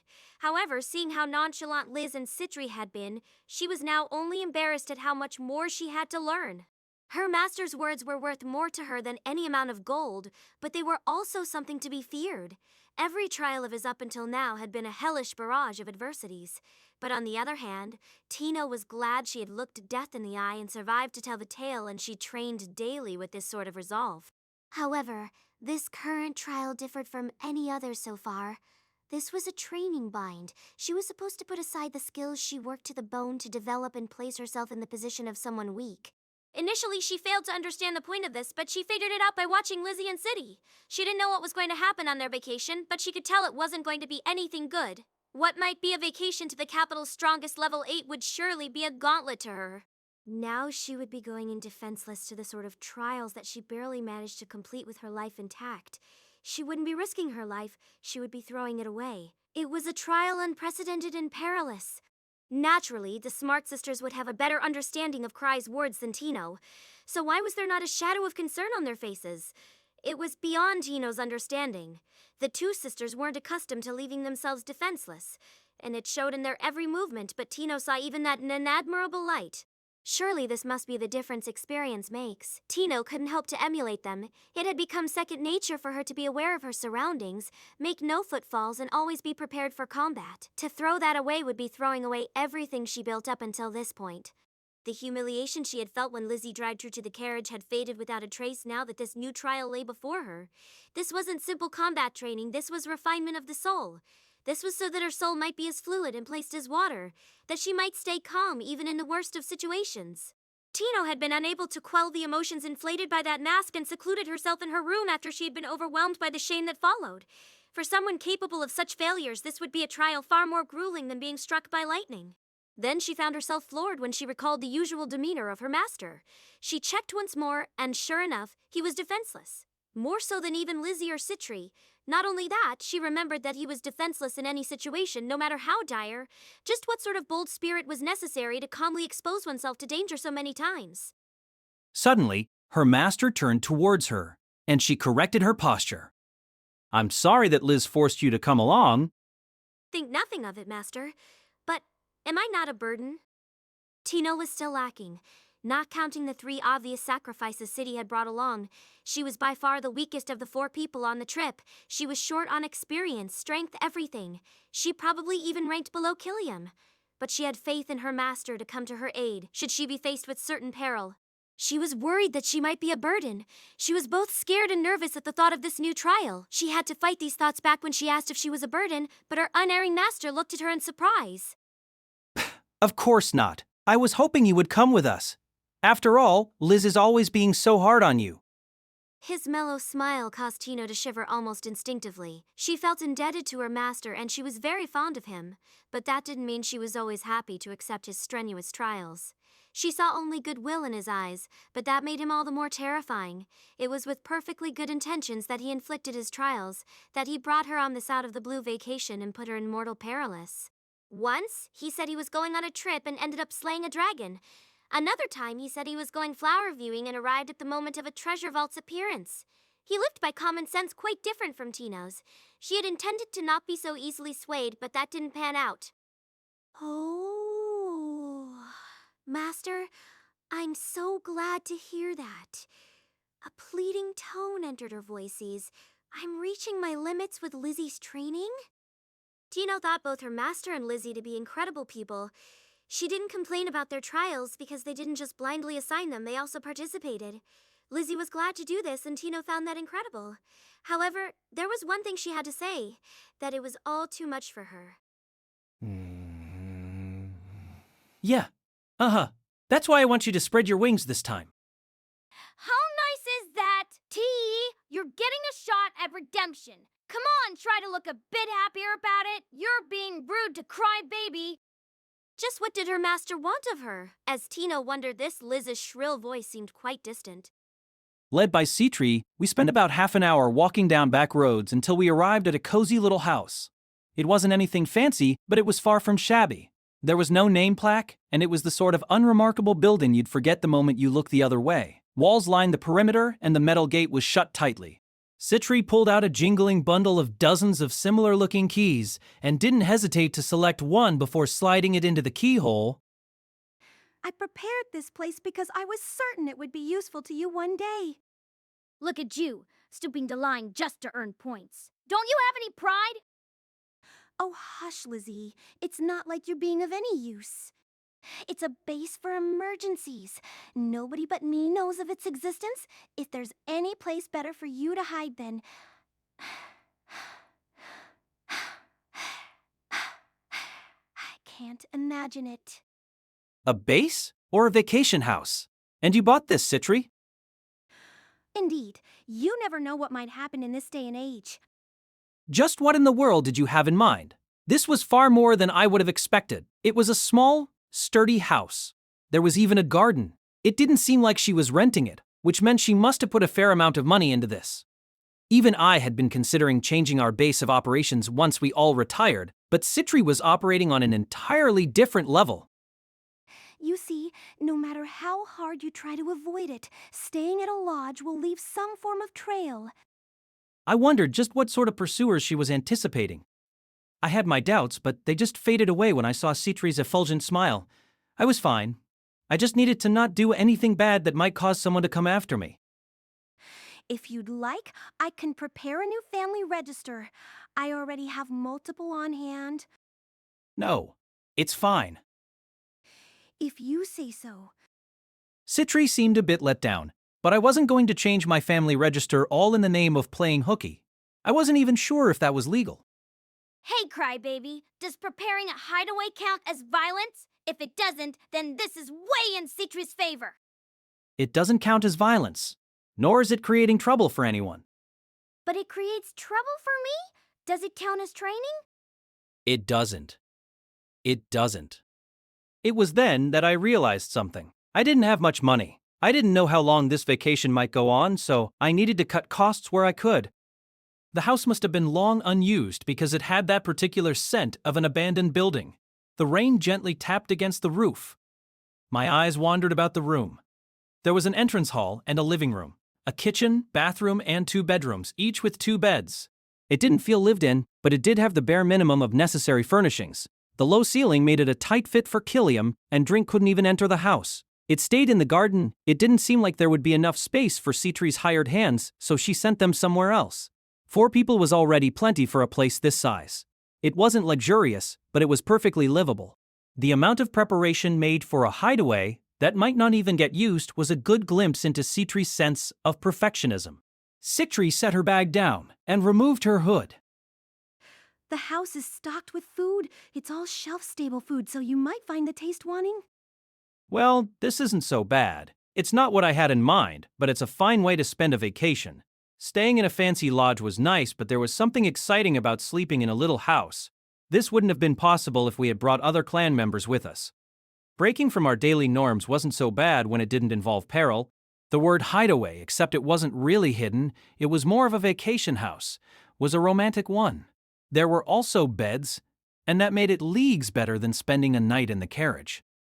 Even Liz seemed to be enjoying herself as she knocked on the walls. Wait, why is she doing that? City, this looks like an ordinary house. Are the walls up to snuff? Lizzie, that sort of thing was banned by Krai, remember? Now, They are reinforced, so it should take more than an ordinary weapon to break them. Ah! Liz quickly bowed her head, but I wasn't angry at her or anything. I didn't want to make things harder for them. I just wanted them to have a peaceful vacation. I'm fairly confident all the bare necessities are in order. Way to go! Though it pisses me off to think you did all this and I never knew about it. Perhaps following her instincts as a thief, Liz hummed a tune and searched the house. I decided to take Citri up on her offer and took off my coat and sat on the couch. Our trip had only just begun and I hadn't even done anything, yet I somehow had a satisfying sense of exhaustion. I let out a yawn as Citri boiled water and began to put on tea. If I was God, I'd be considering divine punishment for Krai Andrey right about now. Master, your guard's completely down. I shouldn't have expected anything less. Yeah, I couldn't tell if she was showing respect or making fun of me. Liz let out a low whistle while moving a bookcase. She lightly pressed her hand against the back of the bookcase and one of the walls slid to the side without making a sound. Neatly arranged on the newly appeared wall were a plethora of weapons. Long swords, knives, staffs, guns, crossbows. There wasn't anything large like a battle axe or a spear, but it still looked like something out of a weapon show. The room's bright lighting reflected off the polished blades. Have I walked into a weapon store? There was also a shelf lined with vials containing liquids of all the colors of the rainbow. It was a startling contrast between the shelves and the simple room. Lizzie, nobody said you could touch that.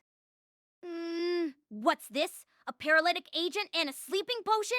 And an aphrodisiac? What were you planning to use this for? Cut that out. I have my own steps I need to take. I plan to explain it to Krai later. It seems this isn't a normal vacation house. From the floors to the ceiling, Liz didn't hesitate to touch everything, and Citri yelled at her every time. Even in a room that looked normal at first glance, a thief could find layers of secrets. Rolling up the carpet revealed a door to a cellar, and hidden among the spices in the kitchen cupboard were various poisons. Citri's level of preparation left me more impressed than surprised. I wonder if all hunters are like this. Look, Krai baby! City keeps her hideaway stocked with salacious underwear. So, City, why is this in your safe house? Is it a necessity? What do you plan to use it for? Don't tell me. Seduction. Stop it. It's none of your business. Liz ignored Citri's protests and gripped a bit of black fabric with a cheer, which was all but drowned out by a piercing shriek from Citri. As usual, I pretended not to notice. Tino looked quite bewildered, but this sort of horsing around was normal for these sisters. Responding to Liz would only encourage her, so, in an act of mercy towards Citri, I ignored her. Salacious underwear, huh? Tino, is there anywhere you want to go? Our vacation had no specific destination, and I wanted to do something nice for her, since she was always getting the short end of the stick. Her shoulders jumped and she struggled to hide her confusion. Wherever's easiest. Easy? What do you mean? We're not planning to go anywhere difficult? She wasn't being very specific. For instance, maybe she wanted to go for ice cream. I couldn't tell why she answered with a word like easiest. Somewhere not too dangerous. I've already told you, we won't go anywhere dangerous. Have I ever tried to go anywhere dangerous in the past? Tino let out a stifled groan. I tried to put her at ease in clear terms, but for some reason she seemed like she was going to fall apart. Her white throat bobbed up and down, and her lips were pressed together almost as though she were trying to hold back tears. It seemed she didn't believe me at all. All things considered, perhaps I deserved it, but I still didn't like it. I offered her a seat on the couch opposite me. She warily sat down and placed her hands on her knees. Tino, I've said this before, but this is a vacation. You can take it easy. That time with White Wolf's Den was just a bit of a screw-up on my part. Just a bit? Sorry. A huge one. A huge screw-up. What happened then was entirely beyond my expectations. I gave in to Tino's teary eyes. I stopped giving a damn about my esteem as her master. I didn't think she'd forgive me just because I hadn't expected all that to happen. But what mattered was honesty. And the future. The mask too. If you don't want to, then you don't have to wear it. I promise. Though I'm certain you could put it to good use. When Tino wore the mask, she wasn't at all like how Ark described Eclair's transformation. Tino appeared embarrassed over what had happened, but I thought that by comparison she was relatively stable. But if she didn't want to wear the mask, then that was fine. I said it back then, But when you wore the mask, you became Mad Tino.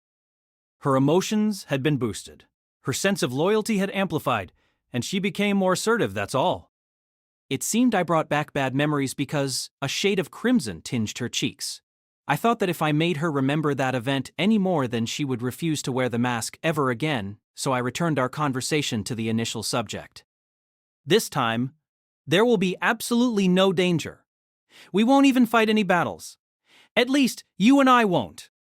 That turned out to be a loaded sentence. With my abysmal luck, there was no way to guarantee that we wouldn't be dragged into some sort of skirmish. But come what may, we had Liz and Citri on our side, as well as Killiam and the fully grown Drink. Master. Tino called to me, but the tears in her eyes still hadn't gone away. I wondered what I had done to her to prevent her from ever believing me. I had a few guesses, but I swear I had never intentionally put Tino in danger. It was for her sake that I tried to put the mask on her back in the carriage. I swear, no matter what happens, we'll retreat to the sidelines. It was never my intention to put you in danger. Right, Dash, if something happens, I'll protect you. In desperation, I was acting quite out of character when my vision went white. At the same time, thunder rocked the house, causing me to jump. Was that thunder? It sounded really close. Am I sure it was just thunder? The house itself hadn't been struck, but the impact still left me dizzy. I was thinking this was bad timing because I had just said something cool, but then I thought back on it and realized it was actually pretty embarrassing. Perhaps that thunder was for the best. Huh, how come you and Crybaby are sharing a bedroom? Anyone can tell that makes no sense. This house is my house and T's your apprentice. Unless you plan on giving T over to me? You can have her and then Crybaby will be all mine. That sounds fair. Now stay away from him forever. I was impressed by their ability to continue arguing, as though there hadn't been a deafening boom just a moment ago. Besides, if we had 2 rooms, then couldn't we just sort by gender? It seemed like it was about time I played mediator in their argument. It was always the bystanders who were hurt most during their fights. I was about to call out to them, but I noticed Tino seemed to be acting strangely. There were still tears in her eyes, but she wasn't cowering like she had been earlier. She was looking at me with an empty expression. It didn't seem like the thunder had bothered her. She had just trained by letting herself get struck by lightning, but she didn't seem traumatized by it. Then her cheeks flushed. Master. Don't tell me you heard all that. She nodded. She had heard my voice despite the din. What terrifying creatures hunters could be. It wasn't a big deal that she heard me, but that didn't change the fact that it was still embarrassing. Really, it wasn't the first time Tino had seen me act in an unflattering manner. In fact, the thought of being protected by someone like me might be more embarrassing for her. Well, I'm talking more about sentiment. You might not need my protection, but I'll offer it just in case. Sorry if that made you uncomfortable. You can just forget I said anything. No, I'm grateful, Master, and I'm sorry. Tino lowered her head and wiped her tears with her sleeve. When she looked up again, there wasn't a single droplet remaining. Her eyes were still a tad red, but now had the unwavering strength of a solo hunter. You don't have to worry anymore, Master. Whatever comes, I'm certain I won't lose. I'm still weak and inexperienced, but I'll overcome. Just watch. Bring on the lightning.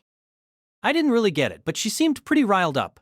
Liz and Citri paused their bickering and looked at Tino, but she didn't mind one bit. She had her lips drawn tight and looked determined. Now she looked like someone I could depend on. Well, this is nice. Wait, I said nothing dangerous would come our way. Were you even listening to me? Was everything I said for nothing? What can I do to make you believe me? I didn't have much room to complain, but it still hurt for her to have so little faith in me. I sat there with slumped shoulders, and then, as though to mock everything I had just said, a warning siren began to ring. I just want to retire. I sipped Citri's fine black tea and turned away from reality, the concerto of thunder, and the warning siren seemed to go on forever. The red had faded from Tino's cheeks, and they were now a bit stiff. She didn't seem angry with me. She just looked out the window uncomfortably. Lightning flashed, and I gulped down more tea. I was fairly used to storms. It was because I ran into them no matter where I went. However, it was still rare to hear a warning siren blare for so long in a residential area. Zerbrudia was a relatively safe place.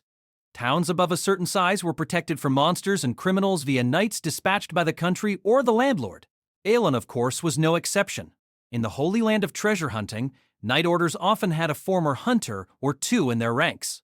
That was enough to deal with your everyday troubles. So I had to wonder what was causing the siren to continue ringing nonstop. I didn't think the storm was enough to warrant it going so long. It seemed safe to assume that something major had happened. I let out a big yawn and folded my legs. Citri, are there any snacks? There are.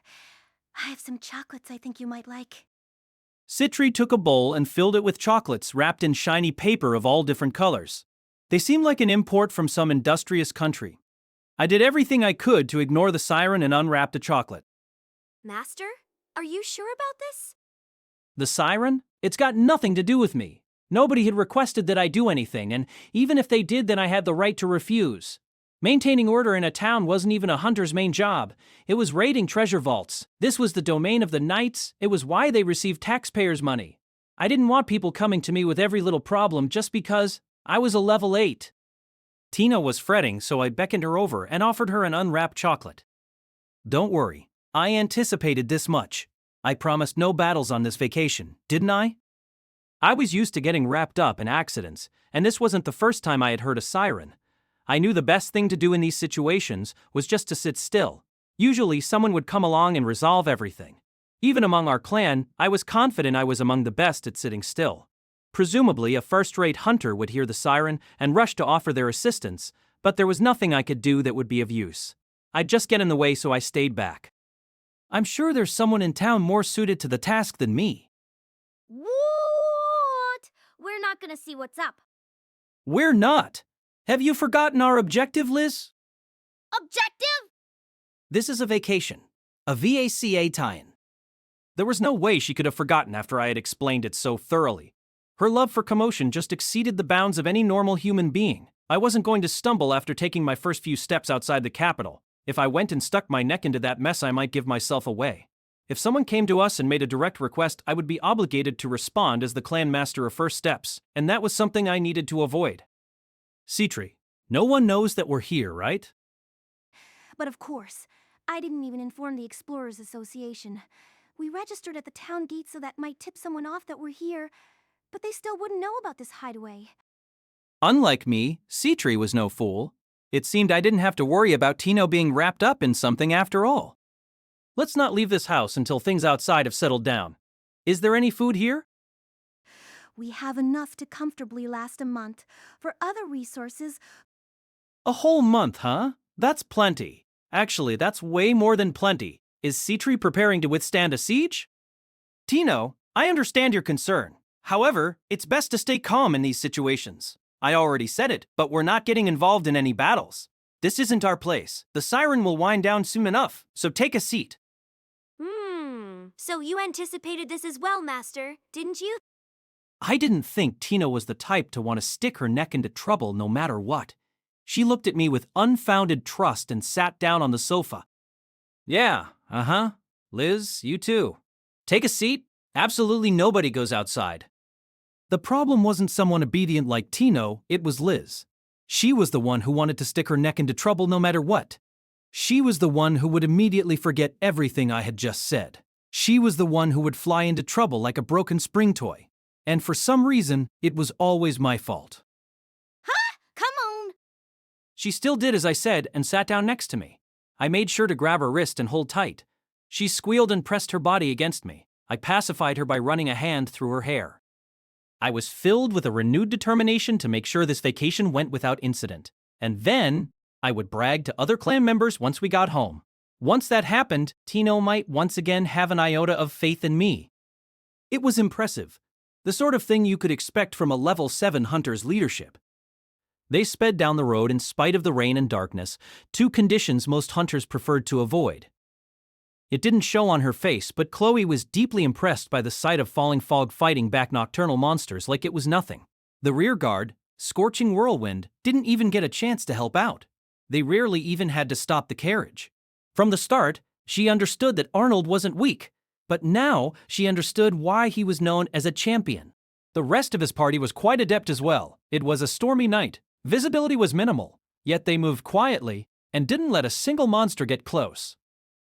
Even in the Hunter's Holy Land, there weren't many this fierce. A member of Falling Fog remained in the carriage as a guard. Back home in Nebulenobits, we had to work with low visibility all the time. I see. I hear conditions there are quite harsh. The monsters were also stronger than what you find out here. But I suppose in Zeebrüdia, they come in greater numbers. Peculiarities of an environment greatly affected its monsters. A harsh environment would produce tougher monsters. It made sense to Chloe that those same conditions would keep the population from growing too much. Falling fog was vanquishing monsters without the slightest struggle. The crashing lightning wasn't even lending a hand, but the rest of falling fog proved more than enough. Chloe knew what Arnold was after. He was keeping his emotions under control, but after watching over many hunters, she could tell that he still had a score to settle with the 1,000 tricks. Letting his party come along wasn't ideal, but it was the next best thing. At level 7, a hunter had few reasons to obey the Explorers Association. Someone like the branch manager might be able to do something about it, but there wasn't much someone like Chloe could do to stop him. She didn't even have the authority to intervene before he did anything. Therefore, her best option was to let him start his fight right in front of her eyes. He probably wouldn't do anything too extreme while being watched by an employee of the association. What's more, it was quite possible that the boundless cunning of the 1,000 tricks had let him anticipate such an event. That's because there are numerous treasure vaults here in Zeebrüdia, including high-level ones, unlike anything in Nebulenius. Indeed, we've had a few obstacles thrown in our way, but there's not a treasure vault that we can't conquer. I'm looking forward to seeing what the Empire has in store for us. Lightning flashed. There wasn't a trace of uncertainty on the man's illuminated face. Actually, there was some uncertainty, there was just far more confidence. Confidence in oneself, their leader, and the rest of their party. He knew fear but pressed on anyway, the ideal mindset of a hunter. Krai, just what in the world do you do to anger these people? It must have been quite something if they were chasing after him in the middle of the storm. It still seems like there's a whole lot of monsters creeping about today. Is the 1,000 tricks really in Elan? The Gladys Oldham cannot be reached without passing through Ellen and I. Don't think he'd run his carriage too hard in this rain. Remember, we're trying to rendezvous with him as well. The man gave an ambivalent reply. Chloe was all but certain of Krai's location. Indeed, the number of monsters and lack of corpses still bothered her. But she, too, was in a hurry. She wasn't going to start lying. Thunder rumbled again, and Ruta looked out the window with a forlorn expression. They reached Ellen late into the night. The rain had intensified and lightning bolts streaked across the dense clouds. It would have been a much more trying journey without falling fog, who were used to combat in poor weather. A voice suddenly called out from the carriage in front. Hey, something's burning! Chloe stuck her neck out the window and saw that the bulwarks of Elan were on fire. The flames would fade in the rain, but faint wisps of smoke floated upwards. Lightning continued to strike in rapid succession and chip away at the enchanted stone walls. The sound of the commotion reached the carriages. The thoroughly trained horses cried out. Chloe felt a strong presence of mana. This clearly wasn't a natural phenomenon. As soon as they arrived at the gate, she jumped out of their carriage and went to ask what the situation was. The Explorers Association wasn't managed by the Empire, but they shared a close relationship. When problems stemming from monsters and phantoms arose, the association would dispatch hunters. But more than that, Chloe just didn't feel she could look the other way. The town was a chaotic mess of shouts and cries, but even a young girl could demand attention if she wore the association insignia. She and the hunters with her were quickly let through the gates, and what they heard was far from anything they had expected. A lightning elemental? Out here? Chloe forgot about the surrounding clamor and stood still in shock. The person who had informed them looked as if he were having a nightmare. Even Arnold was taken aback. A lightning elemental was one variety of elemental, a supernatural being considered to be a natural phenomenon with a will of its own. They rarely showed themselves around human settlements, nor were they prone to making random attacks. They were generally very powerful, with even their weakest being level 6. Even among the most formidable elementals, those of the lightning variety still stood apart from the rest. A lightning elemental wouldn't normally appear in such a populous town. It was possible the being was doing the bidding of a magus, but within all of Zeebrüdia, there were only a small number who could control a higher elemental. Chloe started to wonder what could be the cause of such a catastrophe, but then shifted her focus. Whatever the reason, it didn't change the fact that the town was currently being attacked and she couldn't sit by and do nothing. A lightning elemental was more than the knights stationed in Elan could handle. Even the best hunters operating out of this town would struggle to defeat it. To win against, to drive back, a higher elemental required a champion. As luck had it, a champion who had defeated another lightning-wielding mythical beast, the Thunder Dragon, was right here. Chloe wasted no time turning towards Arnold and his party. May I request your aid? Crashing lightning? The mention of that moniker drew eager attention from the nearby knights and city officials. A lightning elemental would be a tough foe for a level 7 hunter. But, with all eyes on him, Arnold nodded in agreement. A night spent under the pressure of uncertainty and fear gave way to a morning of blue skies, yesterday's storm gone without a trace. Feeling refreshed, I sat up in bed and looked out the window. Peace had returned to the area. The siren had stopped and nobody was screaming. See, what did I say? It all resolved itself without us doing anything. I looked with considerable relief at the bed next to me. Nobody was in it. Citri's hideaway contained 2 bedrooms each with 2 beds, but in the end, we sorted by gender.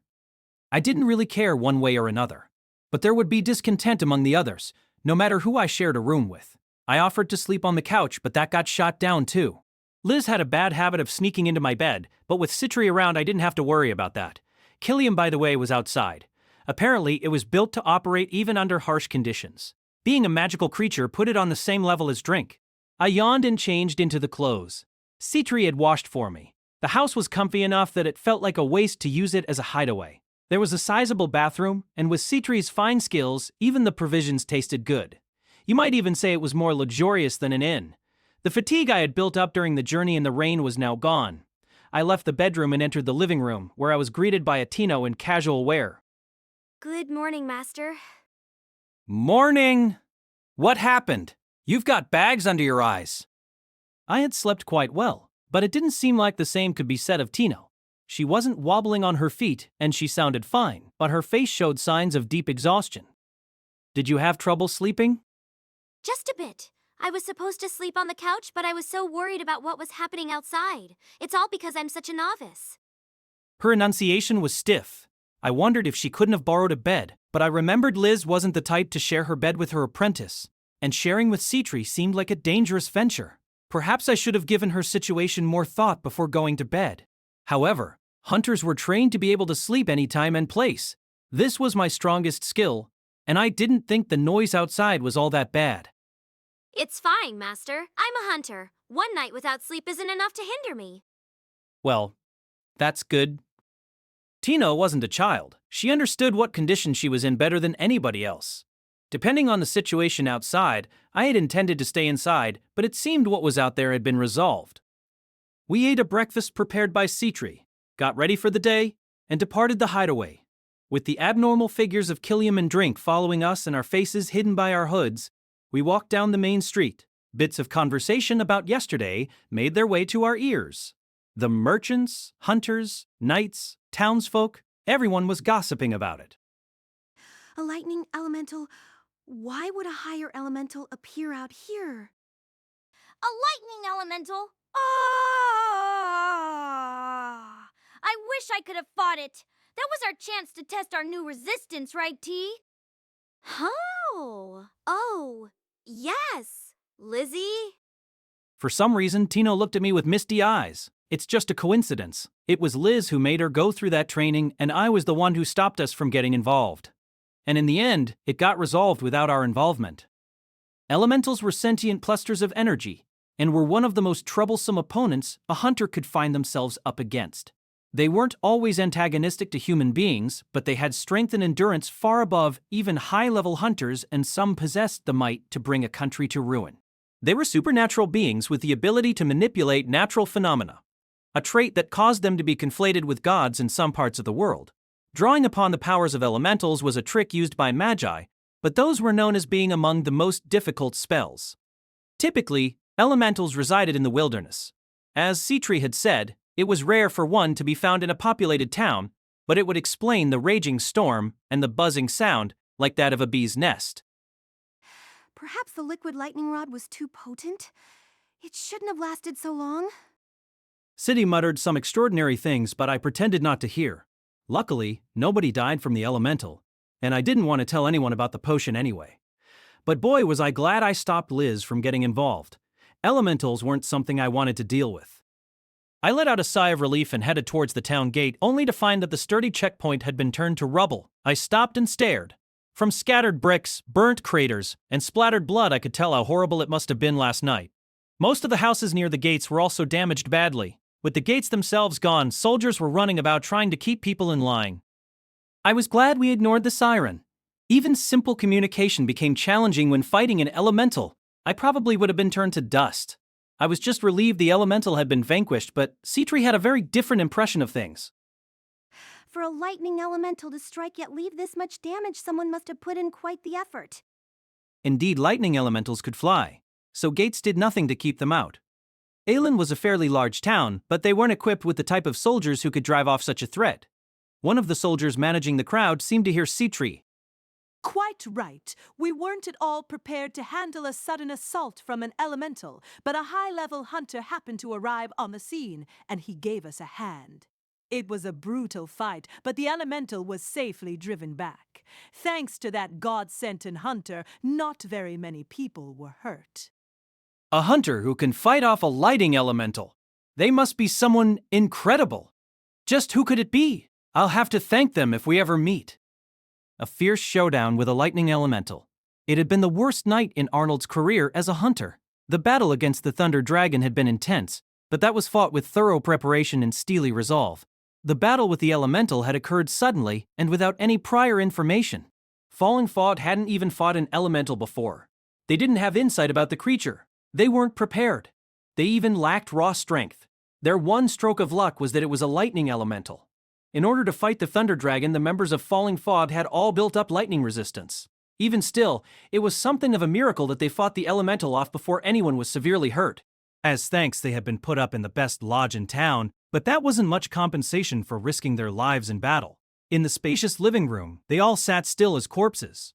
They must not have slept well, for many of them had bloodshot eyes, or were bereft of energy. Their expressions varied, but they all had one thing in common. They lacked the ambition that all hunters should have. Their large burns and wounds had been healed with potions and magic, but mental fatigue wasn't dealt with so easily. He wasn't as bad off as the rest, but even Arnold wasn't fully recovered after the night's rest. He could still move, but he was far from being at his best. They had also burned through a considerable number of supplies, and their gear needed maintenance. Their defensive items had taken an exceptional beating, and some things would need to be replaced altogether. Like back home, they say it's rare in Zebrudia for elementals to appear around human settlements. Couldn't find worse luck if you tried. But we had to help. The lightning elemental was strong enough to be no easy foe for Arnold. Even a party like his rarely encountered them.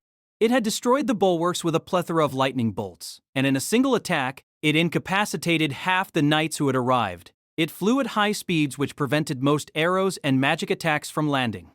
In the time it took to drive it off, everything in the vicinity of the gates was turned to ruins. It was thanks to Arnold and the rest that it didn't get any worse. If they had arrived just a few hours later, the elemental might have advanced farther into town and inflicted fatal damage on all of Elan. It seemed a miracle that nobody died in the whole affair. Chloe had been there. A crowd had been there. If the Explorers Association made a request, it wasn't easy to turn it down. But more than that, some things were just expected of a first-rate hunter. Well, it wasn't all bad. It's not how we planned it, but this helped spread the good name of Falling Fog.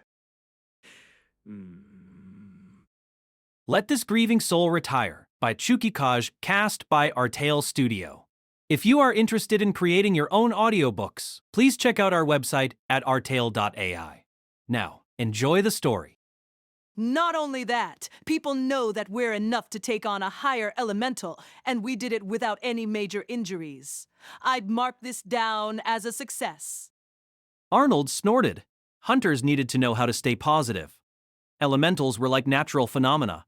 They weren't capable of the same destruction as a dragon, but nothing was harder to pin down than an elemental. Also, they were just as rare, if not more so, than dragons.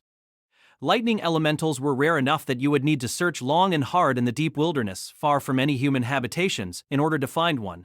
But what bothered Arnold more than that was someone's behavior. Why didn't the Thousand Tricks show himself? Isn't he one of Zebrudia's level 8s? Higher elementals were powerful. They weren't something an ordinary hunter, much less a knight, could handle. Only a best of the best magus or a first-rate hunter with ample mana material could win against one.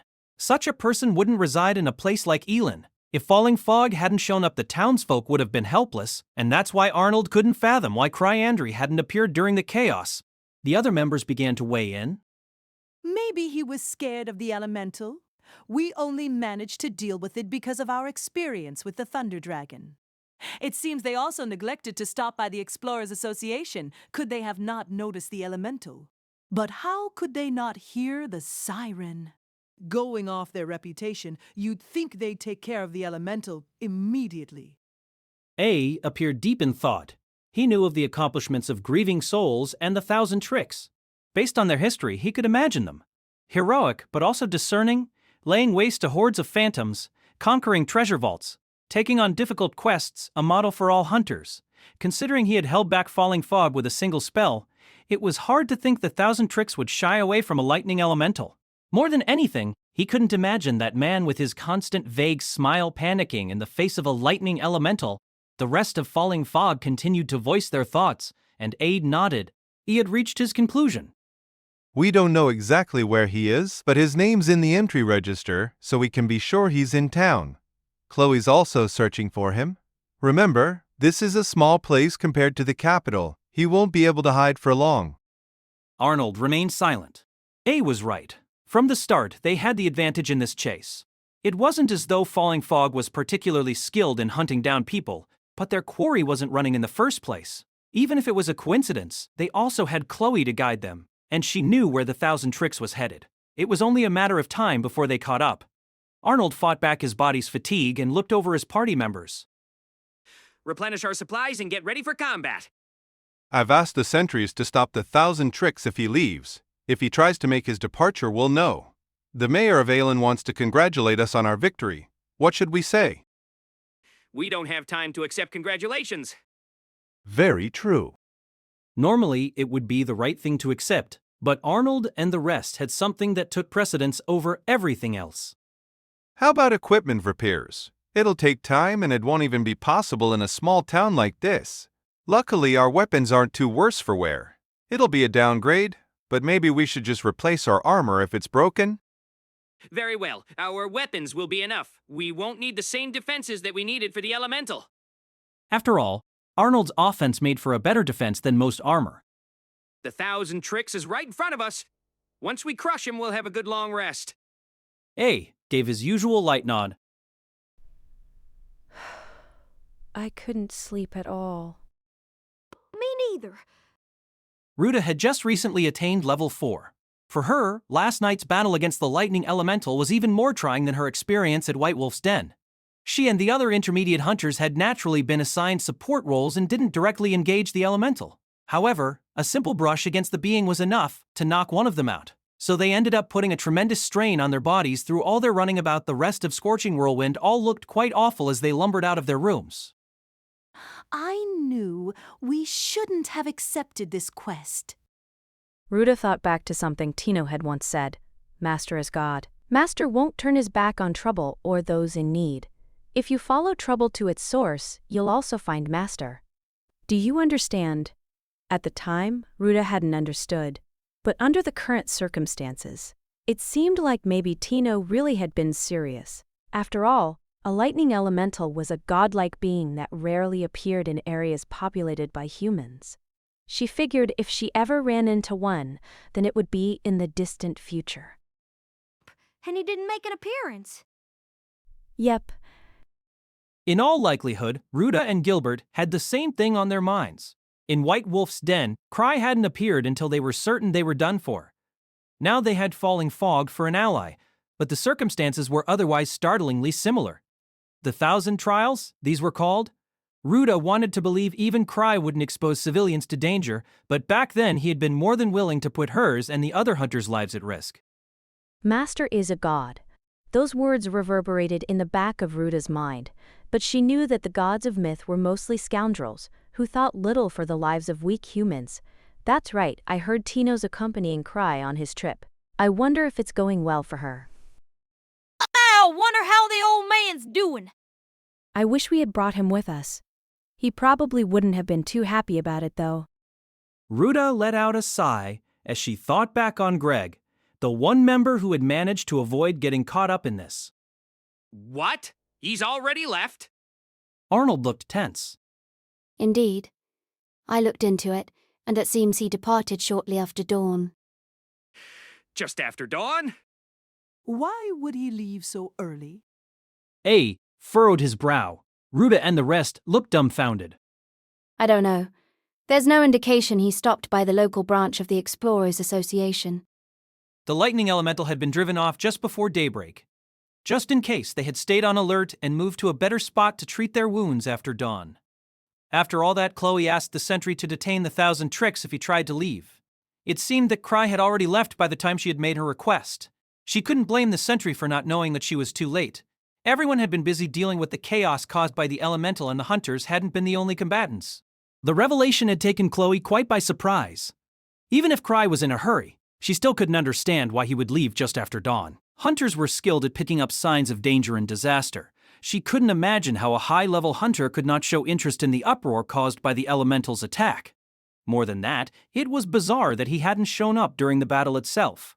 She had considered an attack by a powerful creature to be something a level 8 should take the lead in resolving. But he hadn't. Even though he had been in town, he had been absent from the fight. Then Chloe realized something. It was almost as if Krai had known that another high-level hunter would resolve the matter. She looked at the battle-fatigued hunters. She was just being delusional. The battle with the elemental had been so trying that it was almost strange that it ended without any casualties. No matter how intelligent the 1,000 tricks might be, it wasn't possible for him to accurately predict when Arnold and company would arrive. However, Chloe was also aware that many of the 1,000 tricks' accomplishments had exceeded the boundaries of the human intellect. He was enormously powerful, but that was also why he rarely involved himself personally. He used his near prescience to train his clanmates and turn First Steps into one of the best clans around. The current circumstances seemed eerily like one of his trials, except the subjects were falling fog, a rival and potential enemy. That's right, the sentry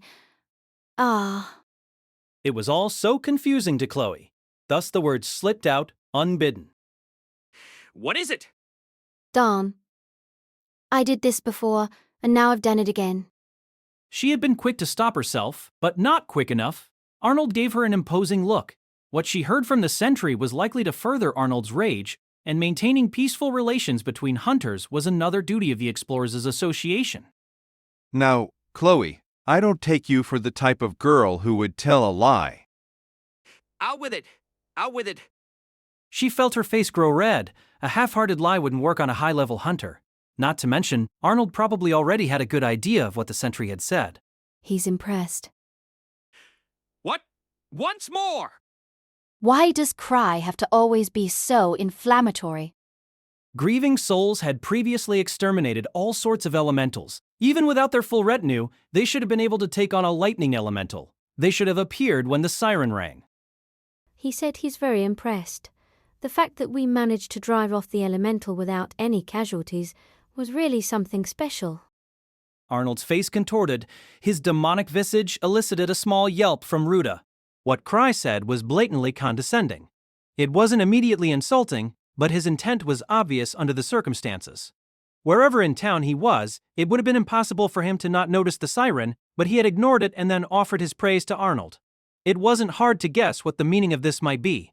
The 1,000 tricks had deliberately chosen not to come out and help. He probably watched the battle from a distance, like a parent watching over their child, planning to intervene only if someone faced mortal danger. His decision to leave town immediately without asking around about the battle made sense if he had already seen it from a distance. The only part Chloe still didn't understand was why he ignored an employee from the Explorers Association. Arnold stood up. He seemed to have reached the same conclusions as Chloe. His towering figure betrayed not a hint of his earlier fatigue. We're going after him. We should still be able to make it. Hurry up and get ready. We're not letting him get away. Aye, aye. We'll get ready at once. A and a few others ran off. That goes for the rest of you. And hurry! If you're too slow, then we'll take only Chloe. Understand?